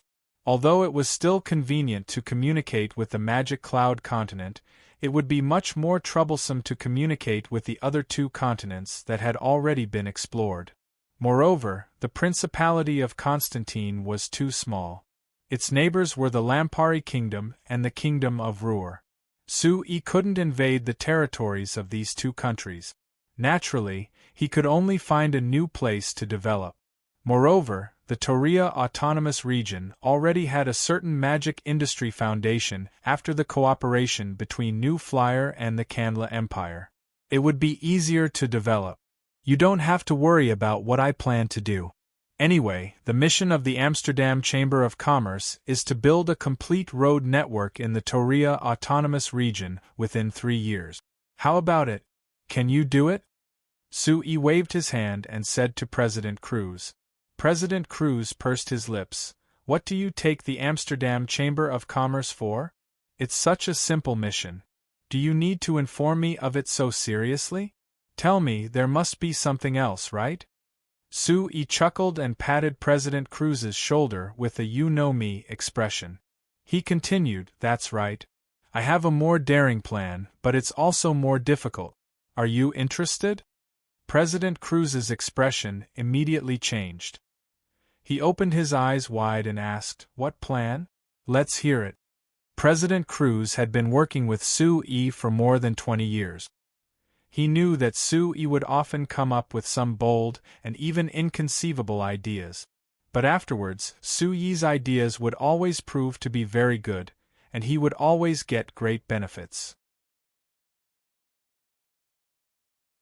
Therefore, President Cruz was always very excited every time he heard of Sue's new ideas and plans. Well, you should know that our Chamber of Commerce has been investing in the Demon Cloud continent, right? President Cruz was startled. He didn't expect Sue to suddenly change the topic to the Demon Cloud continent, which was more than 10,000 kilometers away from here. Ah, I know. What's wrong? Is this plan related to the Demon Cloud continent? Yes. Cruz, I plan to further strengthen the development of the Demon Cloud continent. The first thing to do is to pave a lot of roads on the Demon Cloud continent, so I need the help of your Amsterdam Chamber of Commerce. Chairman Cruz slightly frowned. Hasn't our Chamber of Commerce been doing this for a long time? The 2 construction teams that we sent previously haven't returned home for more than a year. Our employees have already complained many times. No, not enough, far from enough. Sue emphasized. The development of the Demon Cloud continent in this plan is not like before. It's just a kind of exploration, but a real development in the sense. 2 construction teams are far from enough to meet my requirement. What I need is 20 or even more. Hearing the affirmation in Sue's tone, President Cruz knew that he was not joking. He smiled bitterly. Sue, it's not like you don't know the current situation of our Chamber of Commerce. Now a large number of countries in the signs are responding to the call of your new flyer. In order to vigorously develop the magic industry, roads must be built first. Last month, our Chamber of Commerce received orders to build roads with a total mileage of more than 30,000 kilometers. Now the construction teams of our Chamber of Commerce are far from enough. Where do you want me to get you another 20? I don't care about that. You think about the way I'm only responsible for making requests. Sue shook his head. As for the benefits that your Amsterdam Chamber of Commerce will get from it, I can't guarantee you now, but I'm sure that you will be satisfied in the future. President Cruz stared at Sue for a long time and couldn't help but sigh. If someone else heard you, they would turn around and leave. But I believe you. Well, I will try to find a way to meet your requirements. But you have to tell me when you need it first, right? Now you want me to get 20 construction teams. I can't do it even if you kill me. Sue grinned, revealing a mouth full of neat white teeth. Don't worry now, at least wait until the situation of the whole continent is completely stabilized. Well, that's right. President Cruz nodded, then his expression moved. By the way, Sue, you used to only explore the Demon Cloud continent, but now you suddenly came up with this idea. Is it because the situation in the signs made you uneasy, but now you can rest assured? Yes.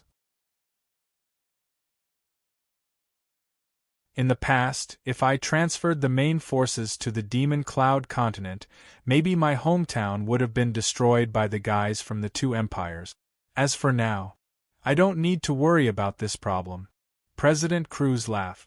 After a war between the 2 empires and the new flyer that affected the whole continent, the people in the signs recognized a fact. That was, don't provoke the new flyer easily. Even powerful countries like the 2 empires couldn't resist the attack of the new flyer, so how could other countries have the ability to fight back? If there were some countries on this continent that coveted and plotted against the new flyer, who controlled the magic industry, Then after this war, all countries, including the two empires, basically cut off the idea of using force against the new flyer. In the past, the new flyer had to put a powerful force like the Chamber of Commerce guards in the signs, just in case. Now, because no country dared to provoke the new flyer could spare some of its most powerful forces and put them into the Demon Cloud continent. Therefore, Su-Yi had the idea of fully developing the Demon Cloud continent, which was entirely based on the support of enough armed forces. Thinking of this, President Cruz's thoughts gradually became clear. You're tuning in to the Phoenix Knights YouTube channel. Don't forget to subscribe and join us on this journey to catch the most captivating stories.